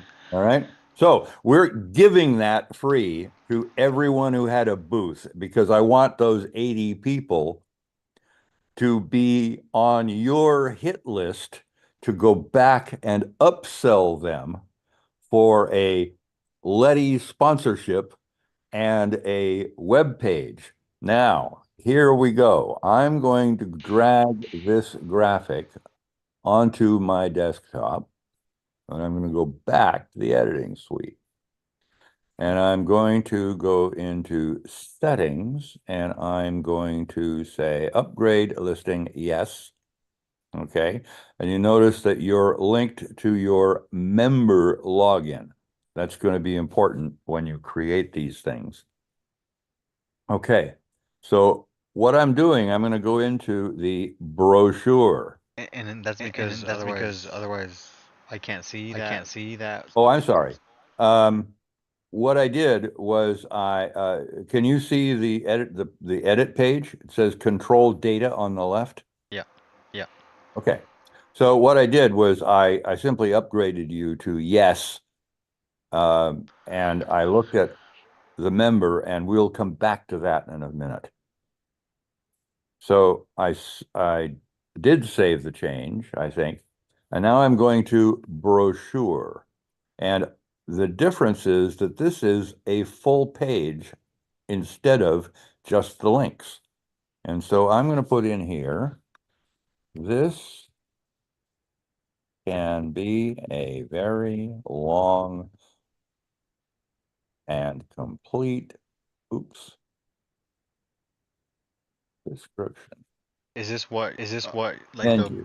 the blog List. that gets displayed after you click on the That's no, I'll show you in a minute. So here we go. So there's that. I'm going to save that. And what I now have is, if I preview this, notice that you now have some text. Oh, nice. Oh, nice.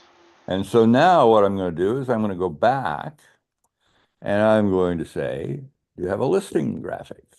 And I'm going to say, yes. Oh, okay. I can't upload that, so I'm going to drag it into my photo editor. Yeah. It only takes it only takes saved as a web page. Yeah, it only takes PNGs and JPEGs. So I'm going to look at that, and I'm going to check its size, so the image size, is acceptable. And I'm say that's okay. And I'm going to export it as a JPEG. As a JPEG, it's only 89K. And so out it goes. There we go. And now I'm going to come back and I'm going to try again. This chat is got to go. Okay, here we go. So I'm clicking on the graphic thing. You may not be seeing the upload dialog that I'm having. I'm going to upload your graphic, and there it is. And so now when I preview this, there is your graphic.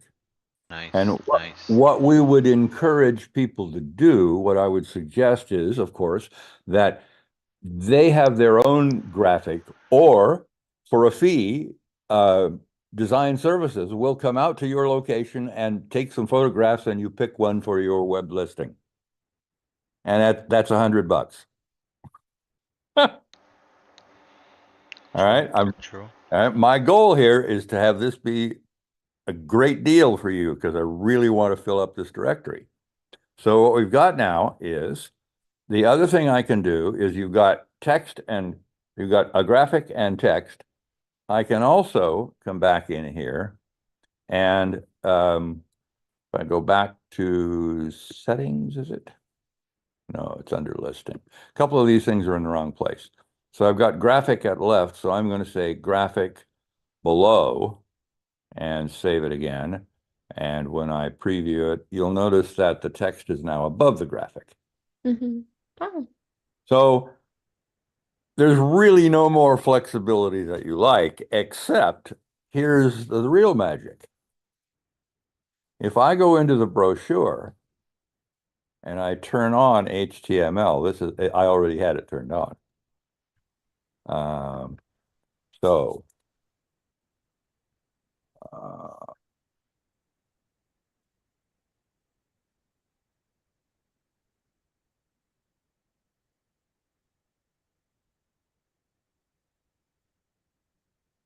save that again, preview it again.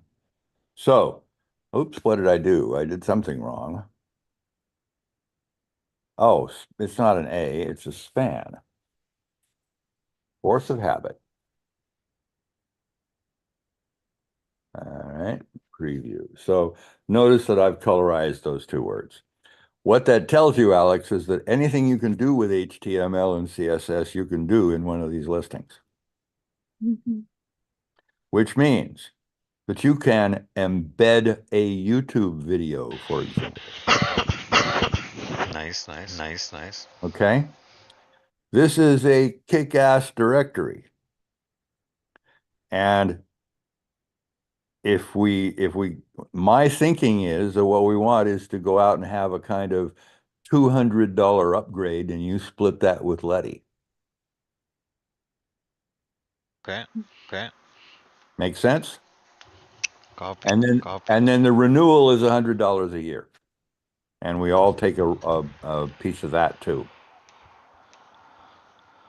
And that's to be worked out. This is the first one that we've done under this 411 Latino. Yep. And originally we came up with Latino, we had the Latino business link, but then it occurred to me, everybody knows 411, or most people do. And so as you can see, you can really flesh this thing out, and it looks a little bit different when you're on the computer, but it's just a matter of pulling everything up, and all of the links jump to the side. And obviously, if you can do things like center this text. You can do all that stuff with HTML.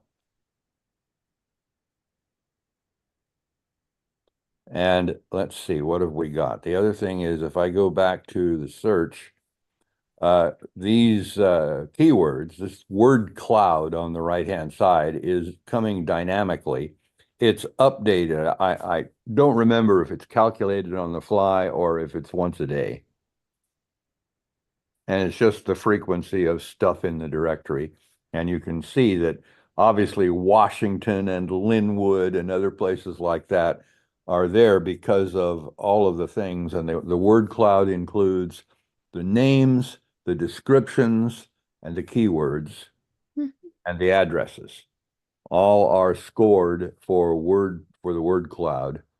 And and then if you go in here and click Linwood, you get all of the businesses that are in Linwood. If you click accounting, you get all of the accountants, et cetera, et cetera. Or you can go up here and search for accounting, or I can search for Clark. Oh, look, there is one. Or I can search anywhere else. I can clear the search with that little button, and I can open up the general search, and so I can search for Camacho. Oh, look, there is one. And that's all there is to it. And with that, Alex, if you want to tackle this, that's your customer prospect list to exploit. And, and that's in addition to whatever Letty's giving you. And we can split, if we target a $100 a year listing and any additional services that you can sell them, like the upgrade and the typing and the photography, more power to you. We don't want any of that. We just want to make this into a big directory. What do you think? Is that worthwhile? Does it seem meaningful? Hello? Hello? Yeah, I hear you now. Oh. Yeah, I guess I just need a breakdown on uh We can do a breakdown on who gets what and all that stuff. It's just a matter of running it out. We'll put it in a little spreadsheet and talk about it. yeah, that way I can see what. Yeah, and you can decide. You have. I made all of that, all those numbers up. I was just chatting, so don't even think about what I said. What needs to happen is we need to get some money to link to Letty, because these people already paid the base thing, and we're giving the booth thing, the booth people a listing, just A, so that you can practice creating them, and B, and we're not going to give them photographs. We're not going to give them these extended text. We're just going to put in their phone number and their URL, and the email. And by the way, the email does not send them email, and it does not show their email. So there's no privacy problem with any of this. Because we don't publish their email address. We do, if they want their telephone number on there, obviously they have to publish their telephone number. And that's entirely up to them. But in this case, we're just going to go ahead and put it in there because all of those people gave us that information for public use. Therefore, we have the right to assume we can republish it. I have a question for you. Yeah. If you go back to the I guess delete the search Search. lets you know. Yeah. Like reset the search. Okay. Is it first or stack like most recent post up top? Oh, you want to see that one? I'm just wondering. That's here. Yeah. This is what you first see when you come to the directory. Okay. And there's also a commentary thing. If you join the thing as a member, you can comment on the directory. And that's all there is to it. I mean, it's just a thing where, hey, I found this great thing, I liked this place or whatever. And the only thing I watch out for is people trying to exploit the member thing instead of paying for a listing. And that's still a problem here. It's not a big one. So anyway, there you are, and you are the most recent new item in the directory. Okay.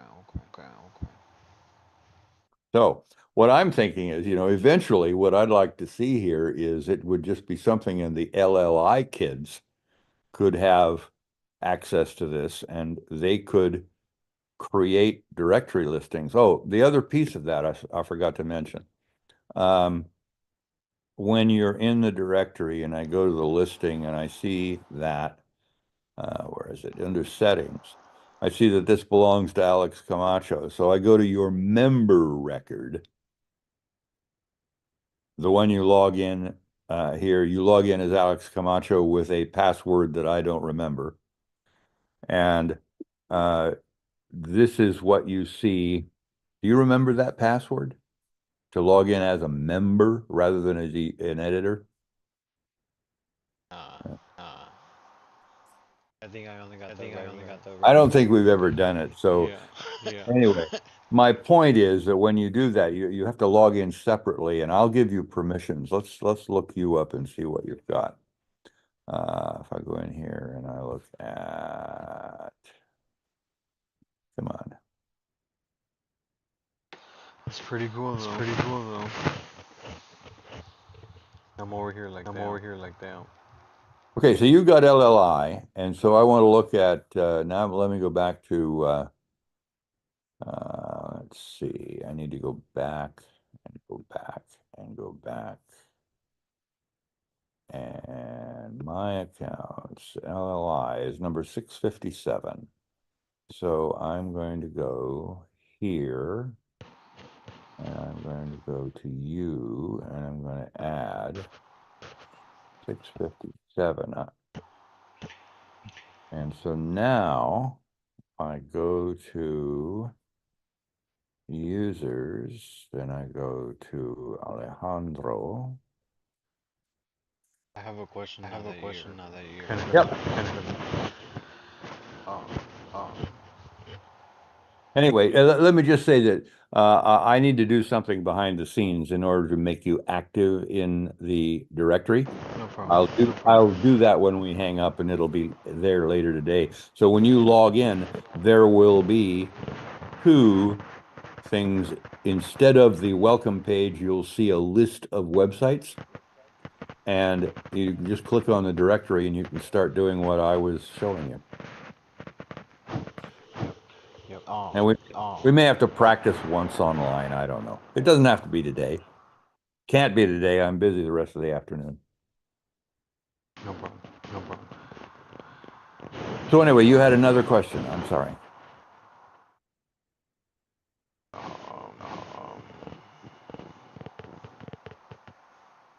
Are you muted?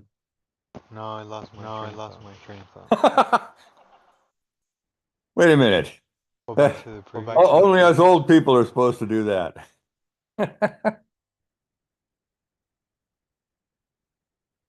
Oh yeah, I got it.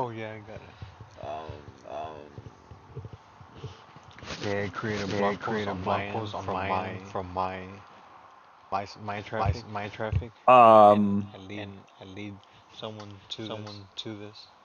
Oh yeah. How do I keep track of those tokens?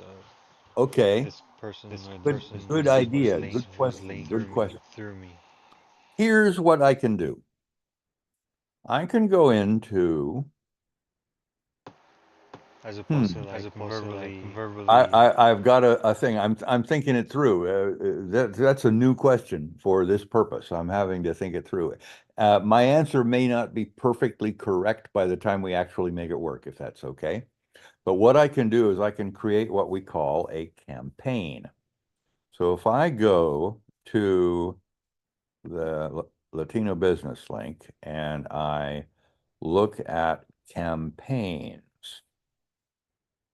what I'm going to do is I'm going to create a campaign thing that is called Digital Services.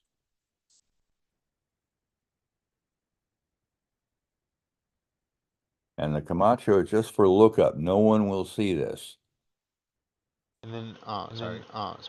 And So this, what I've done is I've created a campaign. And a campaign is basically a tracker. And that's how you know, because anyone who comes in here and signs up will be tracked as part of your campaign. So if you send someone to, there's a do-it-yourself possibility, and they do it because you sent them there, it will track that. okay. Actually, it won't today, but it will soon. Let me put it that way. By the time you actually start doing this, that'll be working. So I need to make you active. And what happens is, welcome friend of Andro. And what I'm going to do is I'm going to put campaign short name, ALEXC.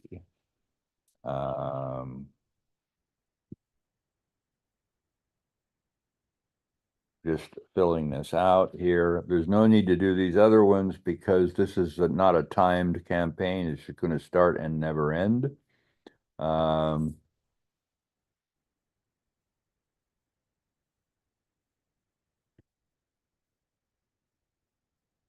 And I'm just doing some things, label link, etc. And so I'm going to save this. And I'm going to scroll down to the bottom. I'm going to do this. And that QR code will, I'm going to go back. We'll send them to this URL. And when they arrive, it says, welcome, friend of Alejandro. Okay, and that's your key. That tells you that the campaign has recorded this visit. So I will know how many people you sent. I'll know this already works. This part of it already works. Yeah. We'll know how many people you sent. So you could hand out little flyers with that QR code on them. And anyone who comes there from their phone, it'll track them. And what we have in the works is a thing that will track everything else they ever do. Now, we don't sell that. We don't do anything. There's no privacy concern. And the reason for there is none is that they came here because they wanted to. They actively took that step, which means that we do not have a privacy issue.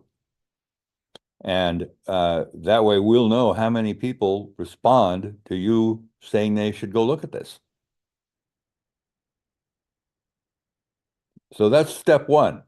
And we can add other capabilities to that. And, you might want to be involved in creating them. So for example, if you were to hire a guy, Bob, and we create a Bob campaign, it's going to be Camacho.Bob is the name of that campaign. And so you and he can now both get some degree of credit. That's the sort of thing that's really not in place yet, but it ain't hard to do. And maybe you could keep a little database of who's working for you and who's actually doing the work and throw them a fish at the end of the day. I got you. If you can do that, I can. And we can do all that stuff. Yeah. Okay. I like Some it. of it we would build into SiteMaker. Some of it would be between you and me and my son, and we would then just sort of have an agreement about how it all works. There's some things that are so casual and so small volume that they don't bear institutionalizing. All right, you can remember them and you put them in your spreadsheet or on your data in your diary. But, and then if you get to where you're talking hundreds or thousands, then you start writing a little database. So first, anyway, we're good. So I need to make sure that you're in there as an editor of the directory, which I will do when we hang up.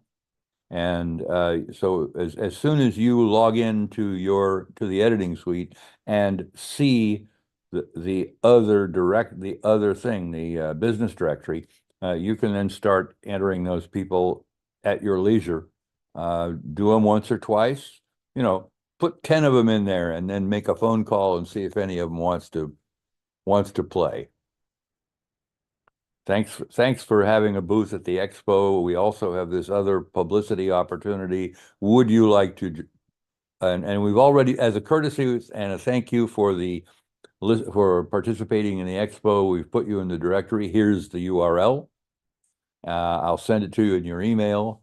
And we have other publicity opportunities in support of Letty. Would you like to know about them? Okay, and that's your elevator speech. And the rest is salesmanship. That's right. That's right.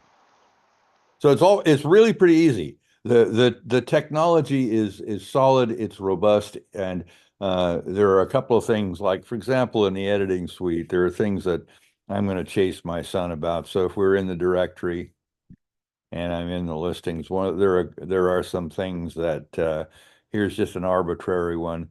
The thing where this thing about the layout and where should the graphic be doesn't belong with the listing, it belongs with the brochure. So, Mhm. right, and the upgrade needs to be it is in the settings, and that's okay. And the status the status is in the settings. So if I go to this guy, I notice he's inactive, and that's probably, and notice the thing here, when whoever created this didn't know how to make an enye, Mm-hmm. Mhm. Mm-hmm. okay? So I'm assuming that's Francisco España, but I can't be certain. Yep. And so Yep. I would be inclined to go into his member record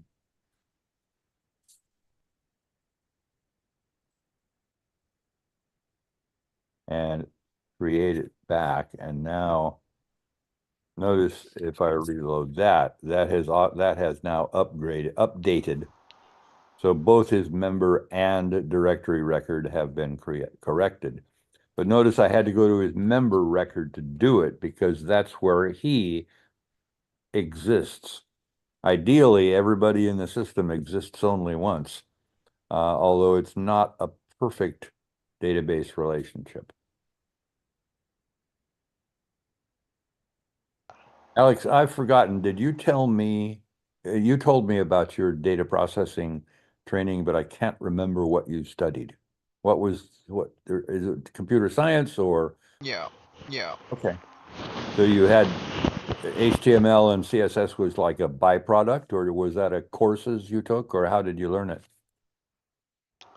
Um. To be honest, I wouldn't say it was a prereq at all. I feel Okay. like I learned it after I graduated. Okay, so you took it on. Well, that's what my son and I both did. We learned it off the web. Yeah, my first interaction was PHP. So I built databases where I would do like government jobs, and I would Okay. reorganize data, and then report it, rank it. Um, I think This whole thing is MySQL. SQL, SQL, yep. It's a lamp, SQL it's a lamp implementation, system. web pages. MySQL, Apache, PHP, and Linux. Yep, yep.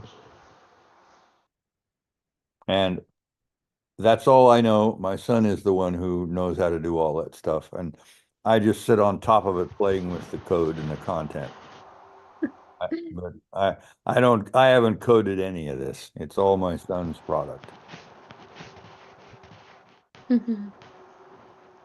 So anyway, that's all I know. So anyway, my point is that it just I forgot what you had told me exactly. So that it's very interesting. It's such a powerful tool, such a powerful tool, and not hard to learn.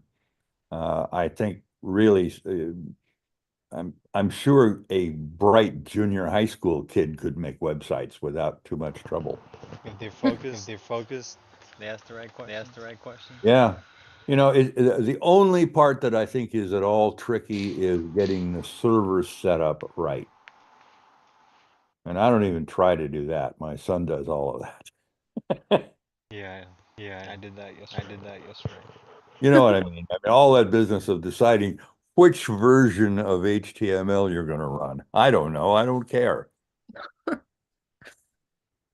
And Well, we're actually about 2 or 3 back because we don't try to maintain compatibility with the very newest and zingiest because most people can't use it anyway. And our business is more about predictability than style, right? Because we're just a small group, and as a consequence, we can't be chasing esoteric stuff. I leave that to Mark Fursterberg. I have a question for you. Yeah, How did people register to this to Excel start sheet? the process. This Excel sheet you shared. Okay, so let's say that you came to this and you wanted to create your own listing.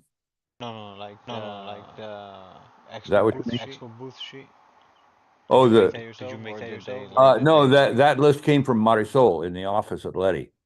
And so that is the official list of people who had a booth. And I went through it and rewrote it, the spreadsheet, so that for example, the telephone numbers were totally bogus, and I split out the first name and the last name. That's the one thing we left out. If you're going to tie the directory listing, you can create a directory listing from the inside, as I showed you. But if you want to give them the ability to edit their own, then they must be a member. And so you are a member and you have a member relationship with the business directory. Okay.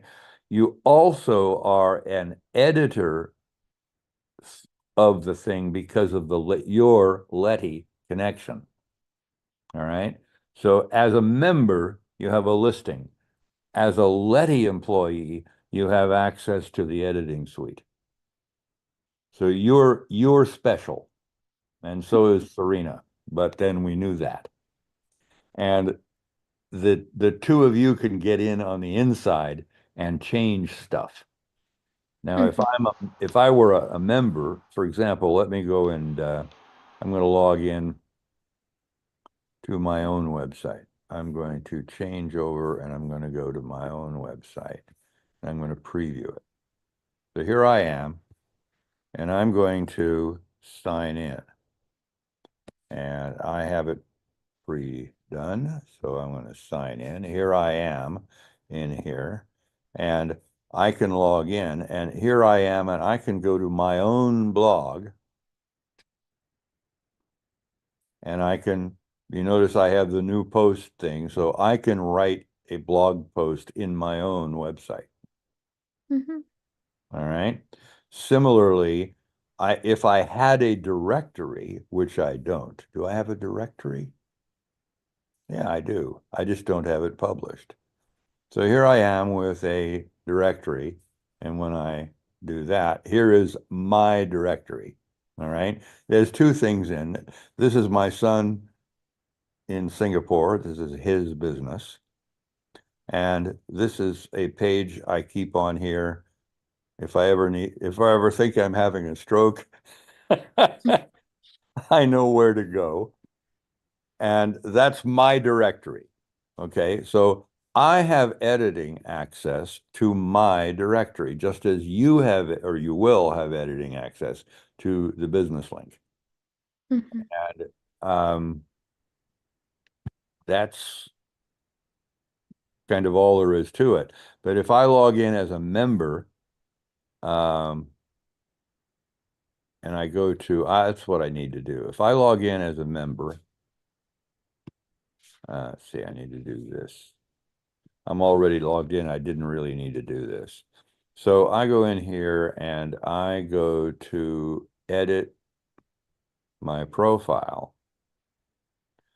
I don't have it turned on. I don't have myself turned on as an editor. There would be another tab here that says directory. And if I had the directory linked to my member, which I don't, let's see, can I do this? What's my member? 959. See what happens. So if I go to the directory and I go to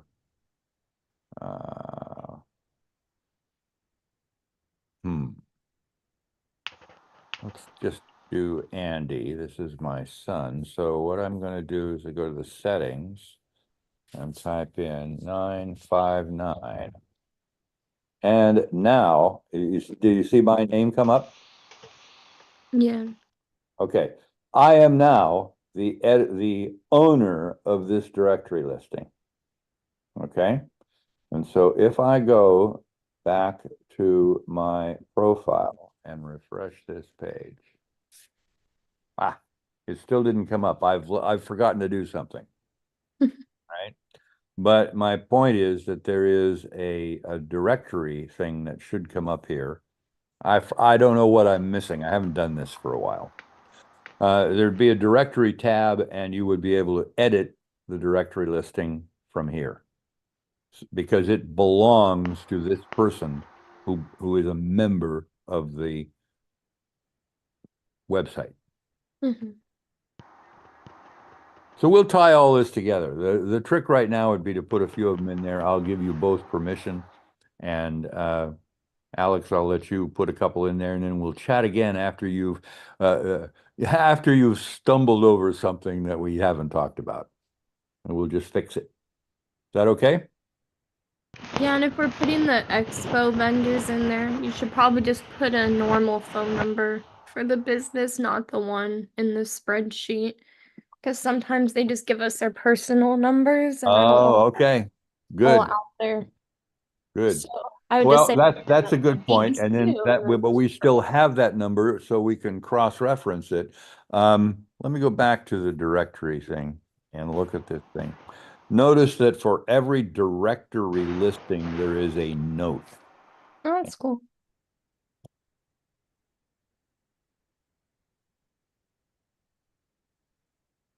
Okay.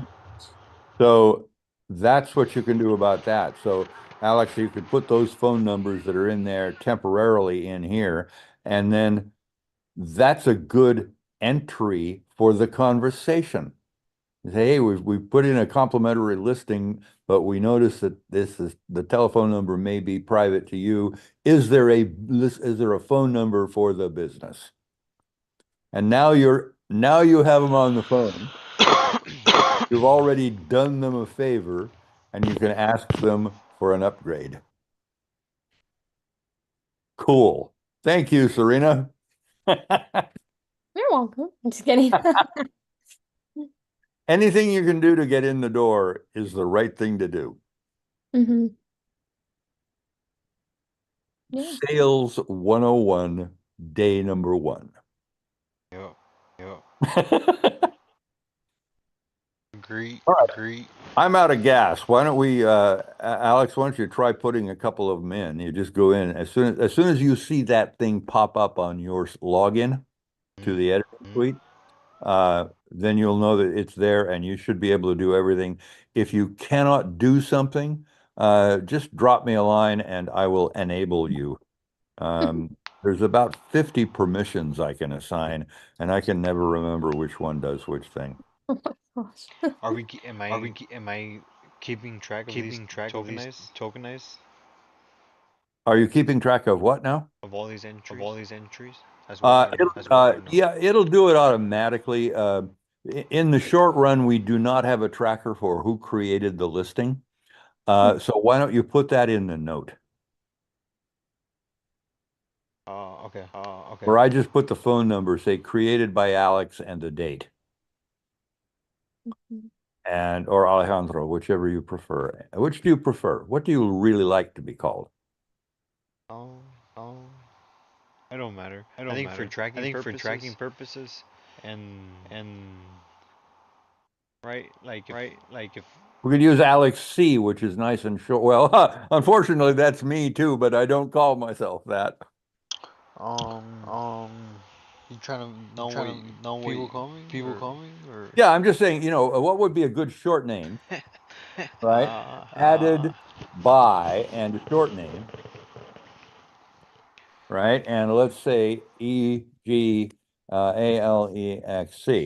And that corresponds to your member login name for the directory, and we'll make that what for your access to Latino Business Link.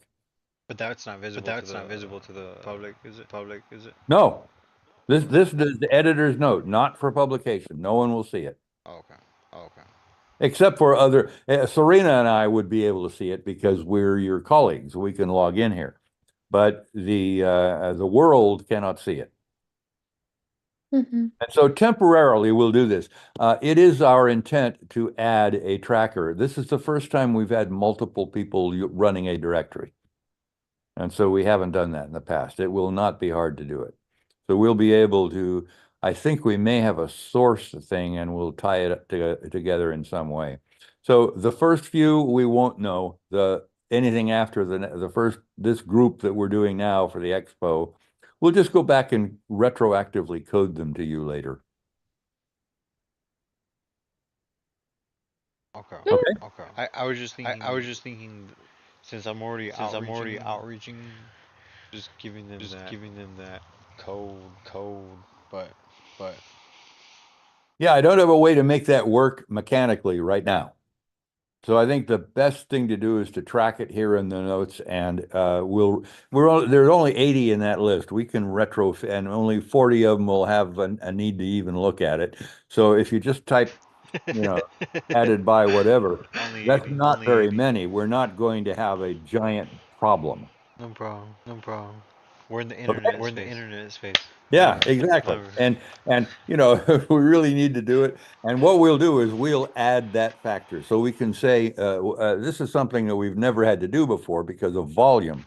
But what we should do is probably have a thing that says added by, and it's going to be yourself or an editor, and it's going to be last updated by, and it's going to be owner versus a code for the editor. And that way we'll be able to tell who did what and when. Okay, I guess I may have been complicating this whole time. Because Yeah, I right saw, now because it's pretty simple. I guess, can you go through the, say you're like a brand new person and never seen Sure. the webpage, So the right? first thing I'm going to do, let's go to a different website. I know you can't see everything. There are a couple of things that don't show up because they are pop-up things that happen on the website that Zoom does not see. And so I'm going to go to another website of mine, and it's called, let's see, which one do I want to do? I'll do either bit. So I'm going to go to another website, and it's called Etherbit, and it's number 443. Okay, so I'm going to go in the directory, the toolbox, and I'm going to create a directory, and yes. And so we go here, and I need to go back. What is it I need to do? Oh, I know what happened. I'll bet I know what's happened. This account.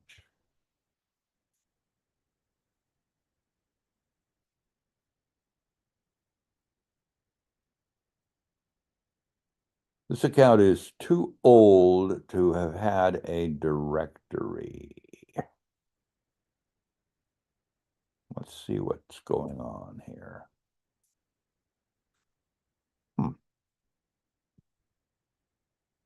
All right, that isn't it. All right, there's the directory. And there's something wrong with this thing. So let me go back to another one. I know what I can do. Go back to let me go back to my own because I can always erase it. So I'll go back to my directory and I'm going to go to settings and I'm going to make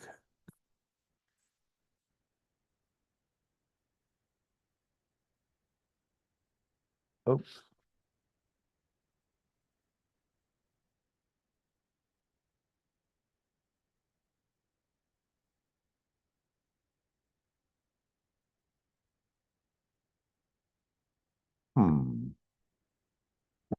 Why am I not doing that?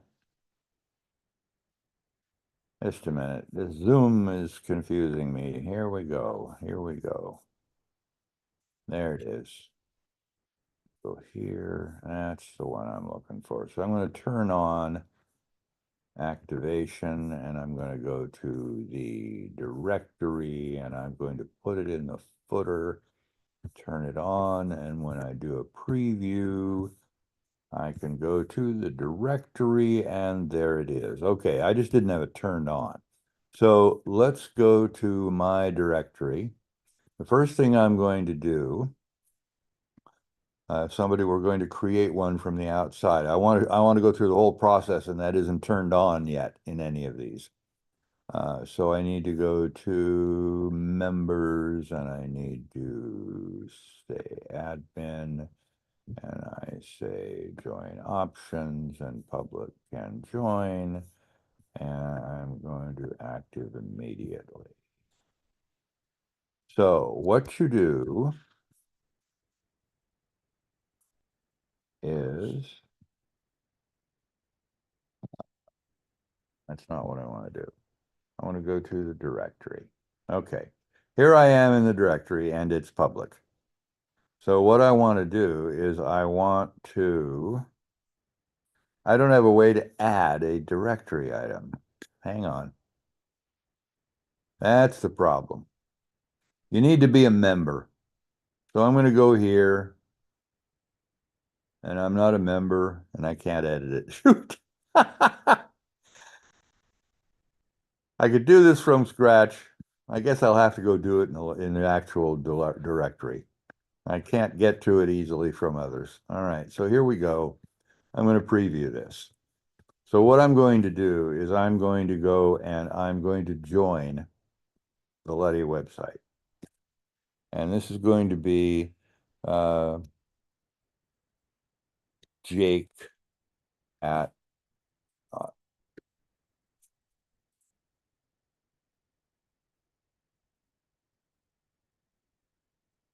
I want to copy this password. Jake somebody. And say NM1KMS. Okay, so it's going to send Jake an email. All right, and there it is. Hang on. That's not what I want. Ah.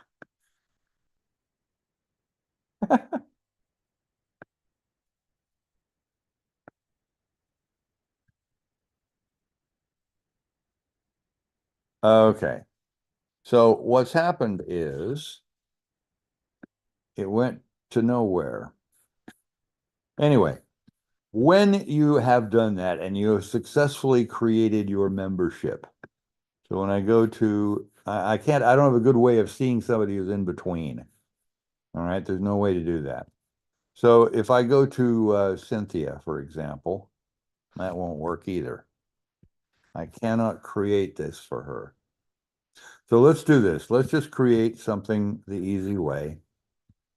We'll create a new one. All right.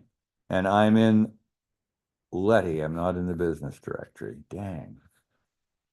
I'm not very smart today. You're asking the hard questions. All right, here we go. We're going to the directory.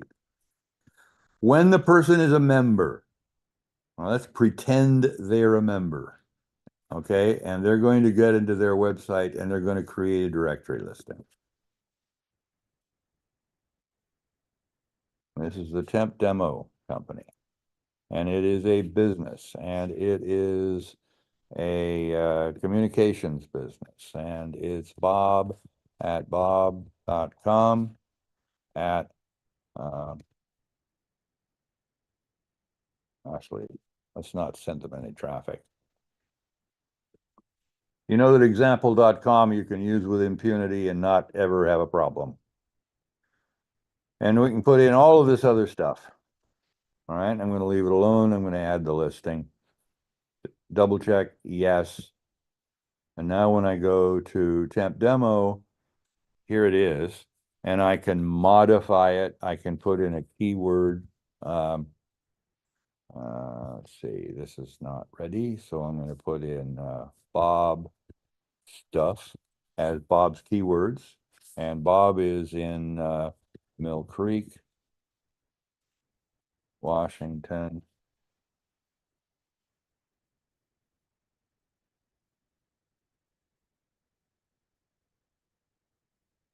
And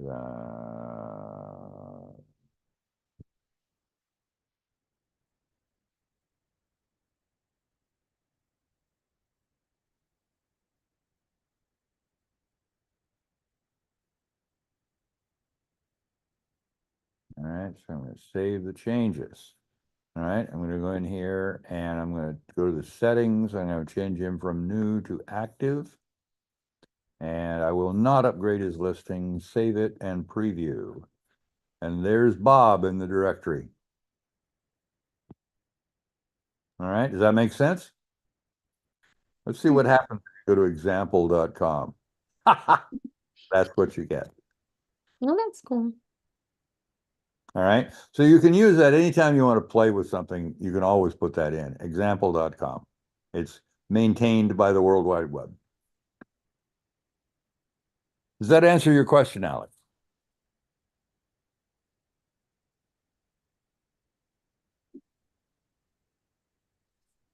Hello? Yeah. I was muted again. Wow.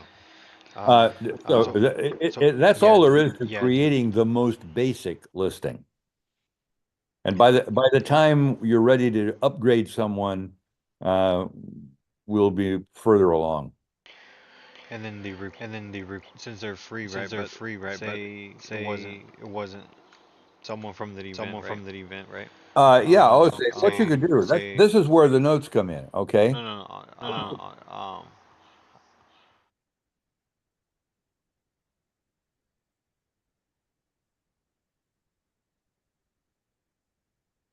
Right. So that's the kind of the minimum note, and eventually we'll institutionalize that. And the requirement is a fee of 100. Oh, I see. Yeah, sure. Fee to yeah. Or like what's Well, the usual fee is a year. We charge them for a year because we don't want to be chasing them monthly. Not for $100. So that's a good thing to put in here. Anything you think is germane, because remember, 6 months from now you won't remember.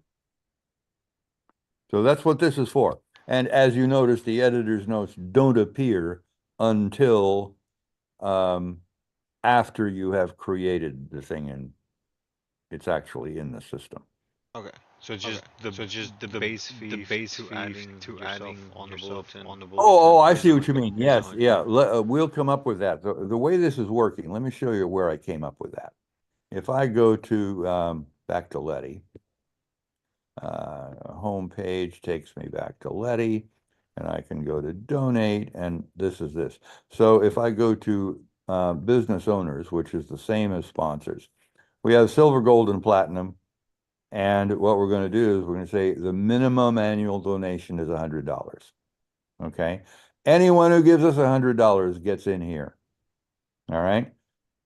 We're going to split that with you, and Letty's going to split it with me. Okay.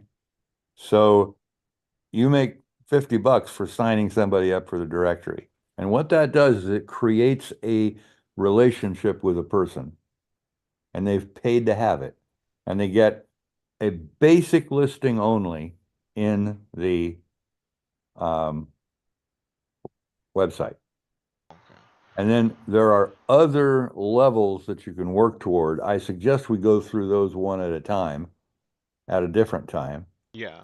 Like- I mean, in this case, the silver is the The silver is the base standard page, basic listing, yes. which is in our case we have two examples. One is the expo people, and then two is any person that's just interested in signing up for $100. And this is up and down Aurora Avenue from Sandy Point to Chehalis, hablando en español. From here to the travel around the world, and then come back. Exactly. All right. If it was Sandy Point to Chehalis is round one, and Alaska to Tierra del Fuego is our objective. Nice. I mean, we're looking at 500 million people. You know, it's 700 or 800 million people. And if you figure that 1 in 10 of them has a business, and for $100, for $100, and you know, $50 sign up fee, and anything you charge them for artwork and other creative services by Camacho Design Services. That's yours.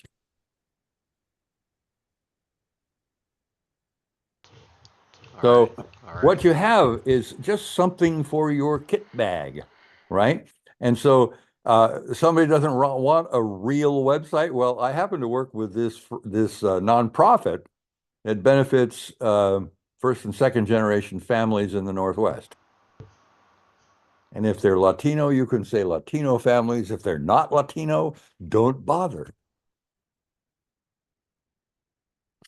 You know, what we want is sponsors.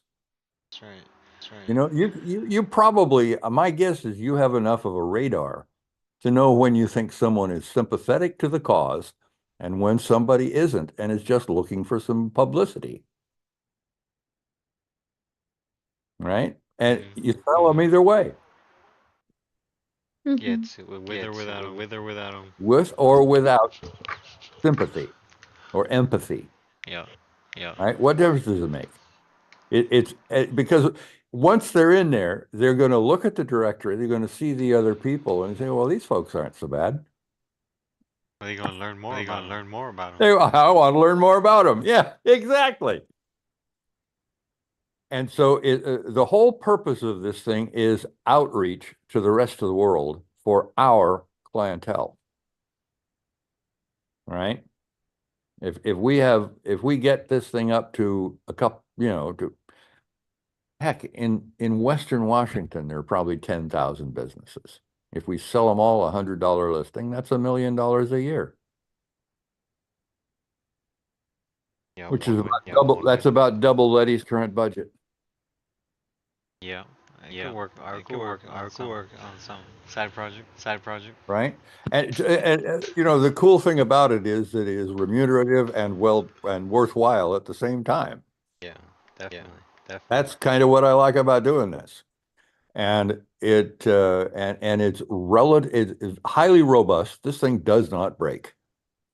And you know, unless you try to code something by hand, that's the reason I had this kind of running commentary or discussion with Sonia, is that doing stuff by hand is error prone. And the more you can use proven code, the better off you are. And that's the whole point. That's the only thing. Our turnover has always been such that, a year later, we got all different people and we have to train them again with no idea of what they're capable of. And sometimes it works and sometimes it doesn't. Mm-hmm. Yeah, sometimes I feel like people don't challenge themselves often. Yeah. And you can't expect everybody to know how to do everything. Serena didn't know any of this stuff, and she's made huge progress in maintaining this thing. Yeah, I feel like she could do a really good job. Right. But Serena has her finger on the pulse of what's going on at Letty, but the larger world, this idea of looking outward into the economic and the business community is a different job. Yeah. Right? Yeah.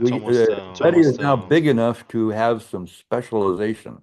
Almost like brand identity. Yeah.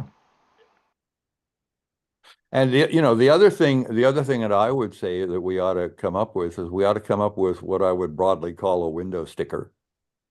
That if somebody donates anything more than $100, they get a sticker, and we put it in the window of their business, and we encourage them to put our QR code on their thing, proud supporter of Letty, and all of that little gifting stuff that lets them know we're appreciative. Because, and then what really begins to mount up is when the guy comes, you're a success. So when some other guy you didn't call says, "Oh, I saw this on this window, and I have a business too. Can I list my business in your directory?" Yes, for $100 donation to Letty. Mm-hmm. They don't need to know that you get paid. I mean, I'm doing it for fun, regardless. Right. So Because you're such a nice fellow. Exactly. Yeah, thanks for going through all that with us. We touched on a lot of different topics. I do have something scheduled at 12. Okay, well, let's break. I do too, because I'm supposed to talk with Felisa later. So let's pick up again. Alex, as soon as you see that thing, try and add a listing off that spreadsheet. If it doesn't work, just don't activate it.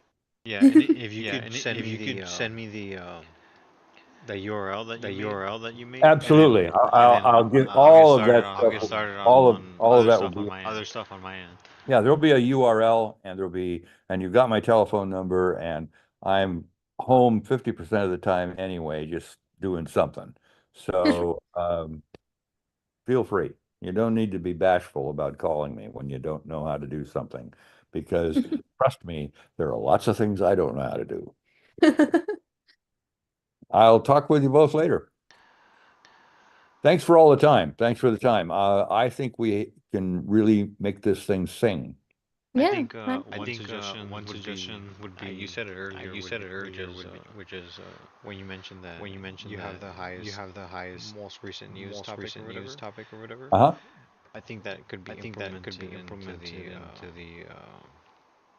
the stack businesses that get added on as opposed to like that we Clark internet can be right at the top. Right. And And I need to go back and fix that sponsor thing that has the oversized logo.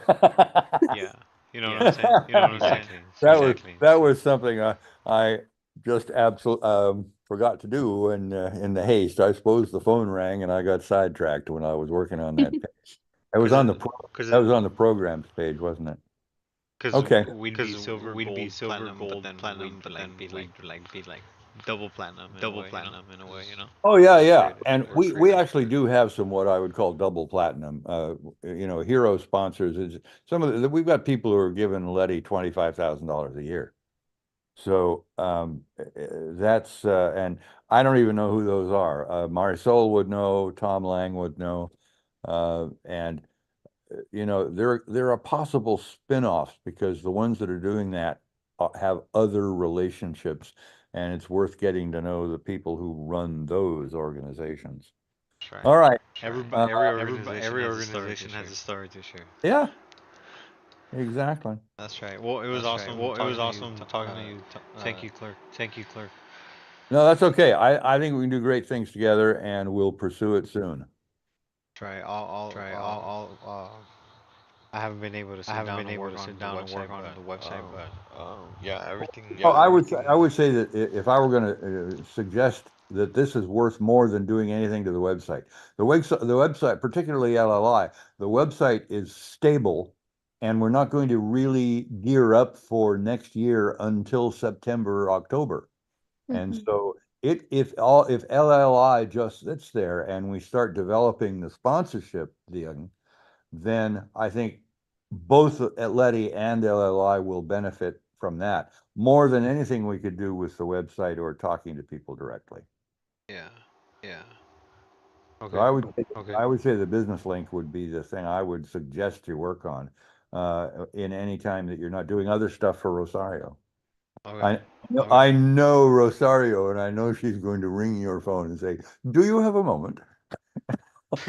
Yeah, they were asking about the blogs, but yeah. Oh, we can come back to that. One of the things we want to do is I want to give everybody their own blog. I want to give everybody who signs up as a member, we want to give them a blog. Get them blogging and doing their social networking stuff at Letty. To me, that's all of these people who are in Bienestar and who are in some of these other programs. Let's get them blogging at Letty. Let's get them doing their thing at Letty. The idea of sending them to Facebook makes no sense to me. I want them at Letty. So that we have a way for the community to interact internally um, without having to sign up at some place that's going to sell you fish on the side. That's just not necessary. All right, that's all I know. I will catch up with you whenever you have a question or next week at this time. Yeah, no problem. Yeah, it was nice talking to you. It was nice talking to Later. you. Bye-bye. See ya. Bye, thank you. See ya.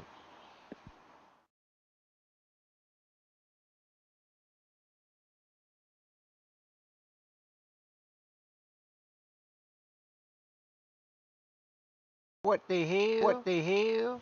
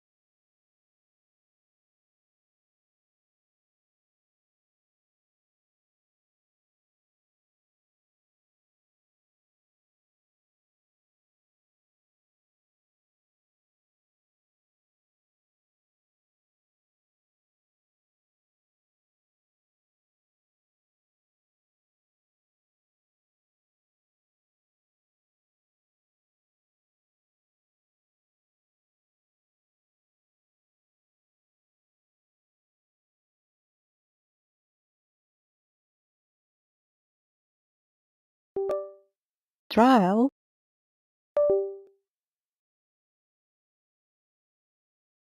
trial,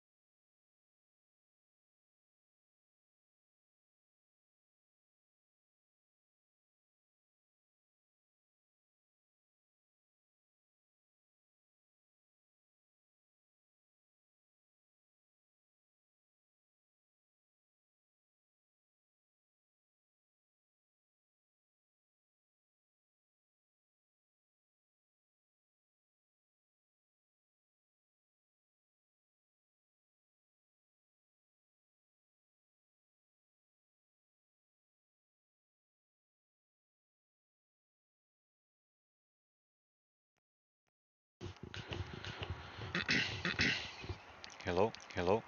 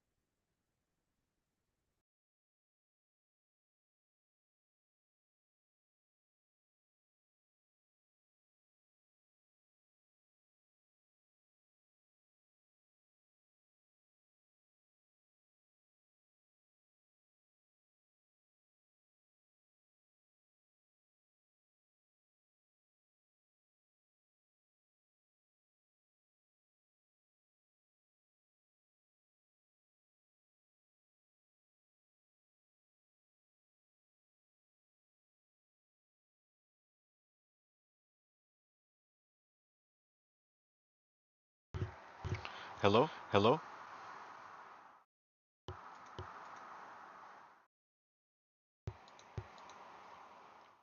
Hola, hola. Hola, Bien, ¿cómo está? Bien, ¿cómo está? bien, gracias. ¿Falta esta Catalina? Sí, ahorita la estamos esperando. Ok.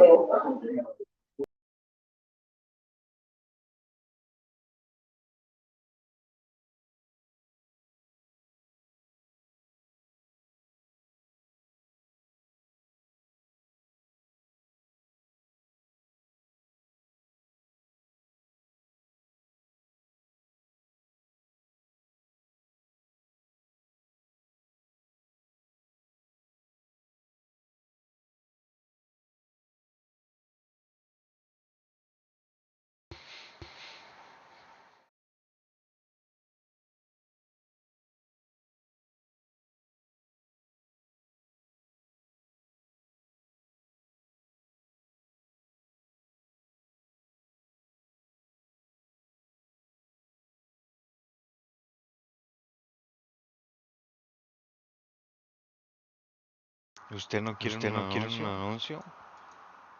Mire, le voy a enseñar dónde.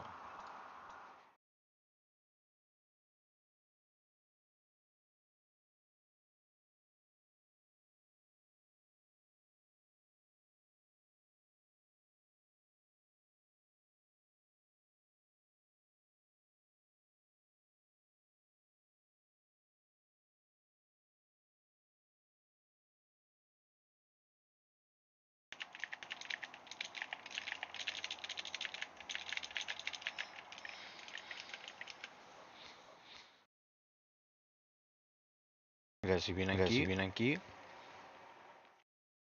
puede hacer este link,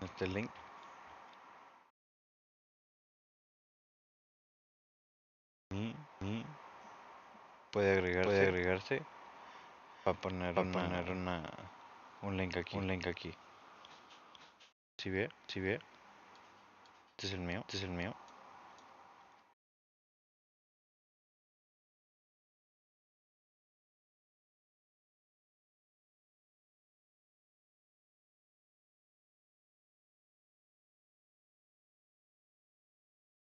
Cool, huh? Cool, huh? Mm,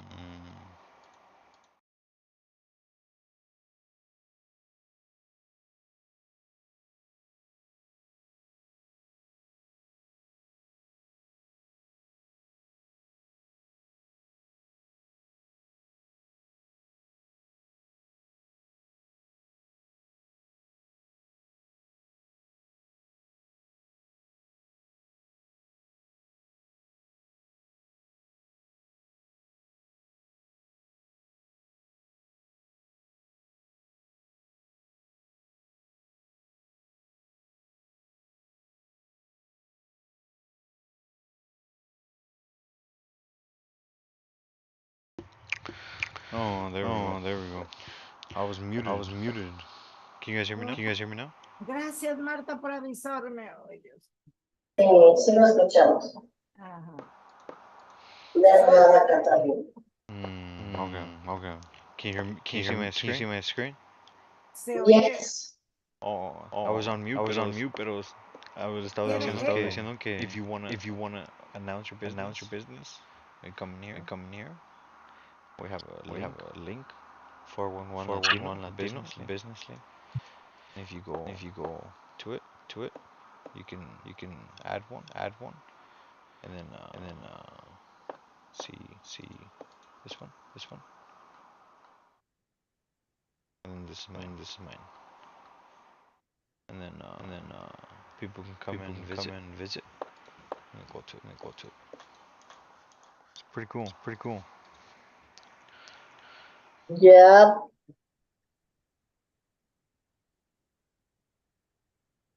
See.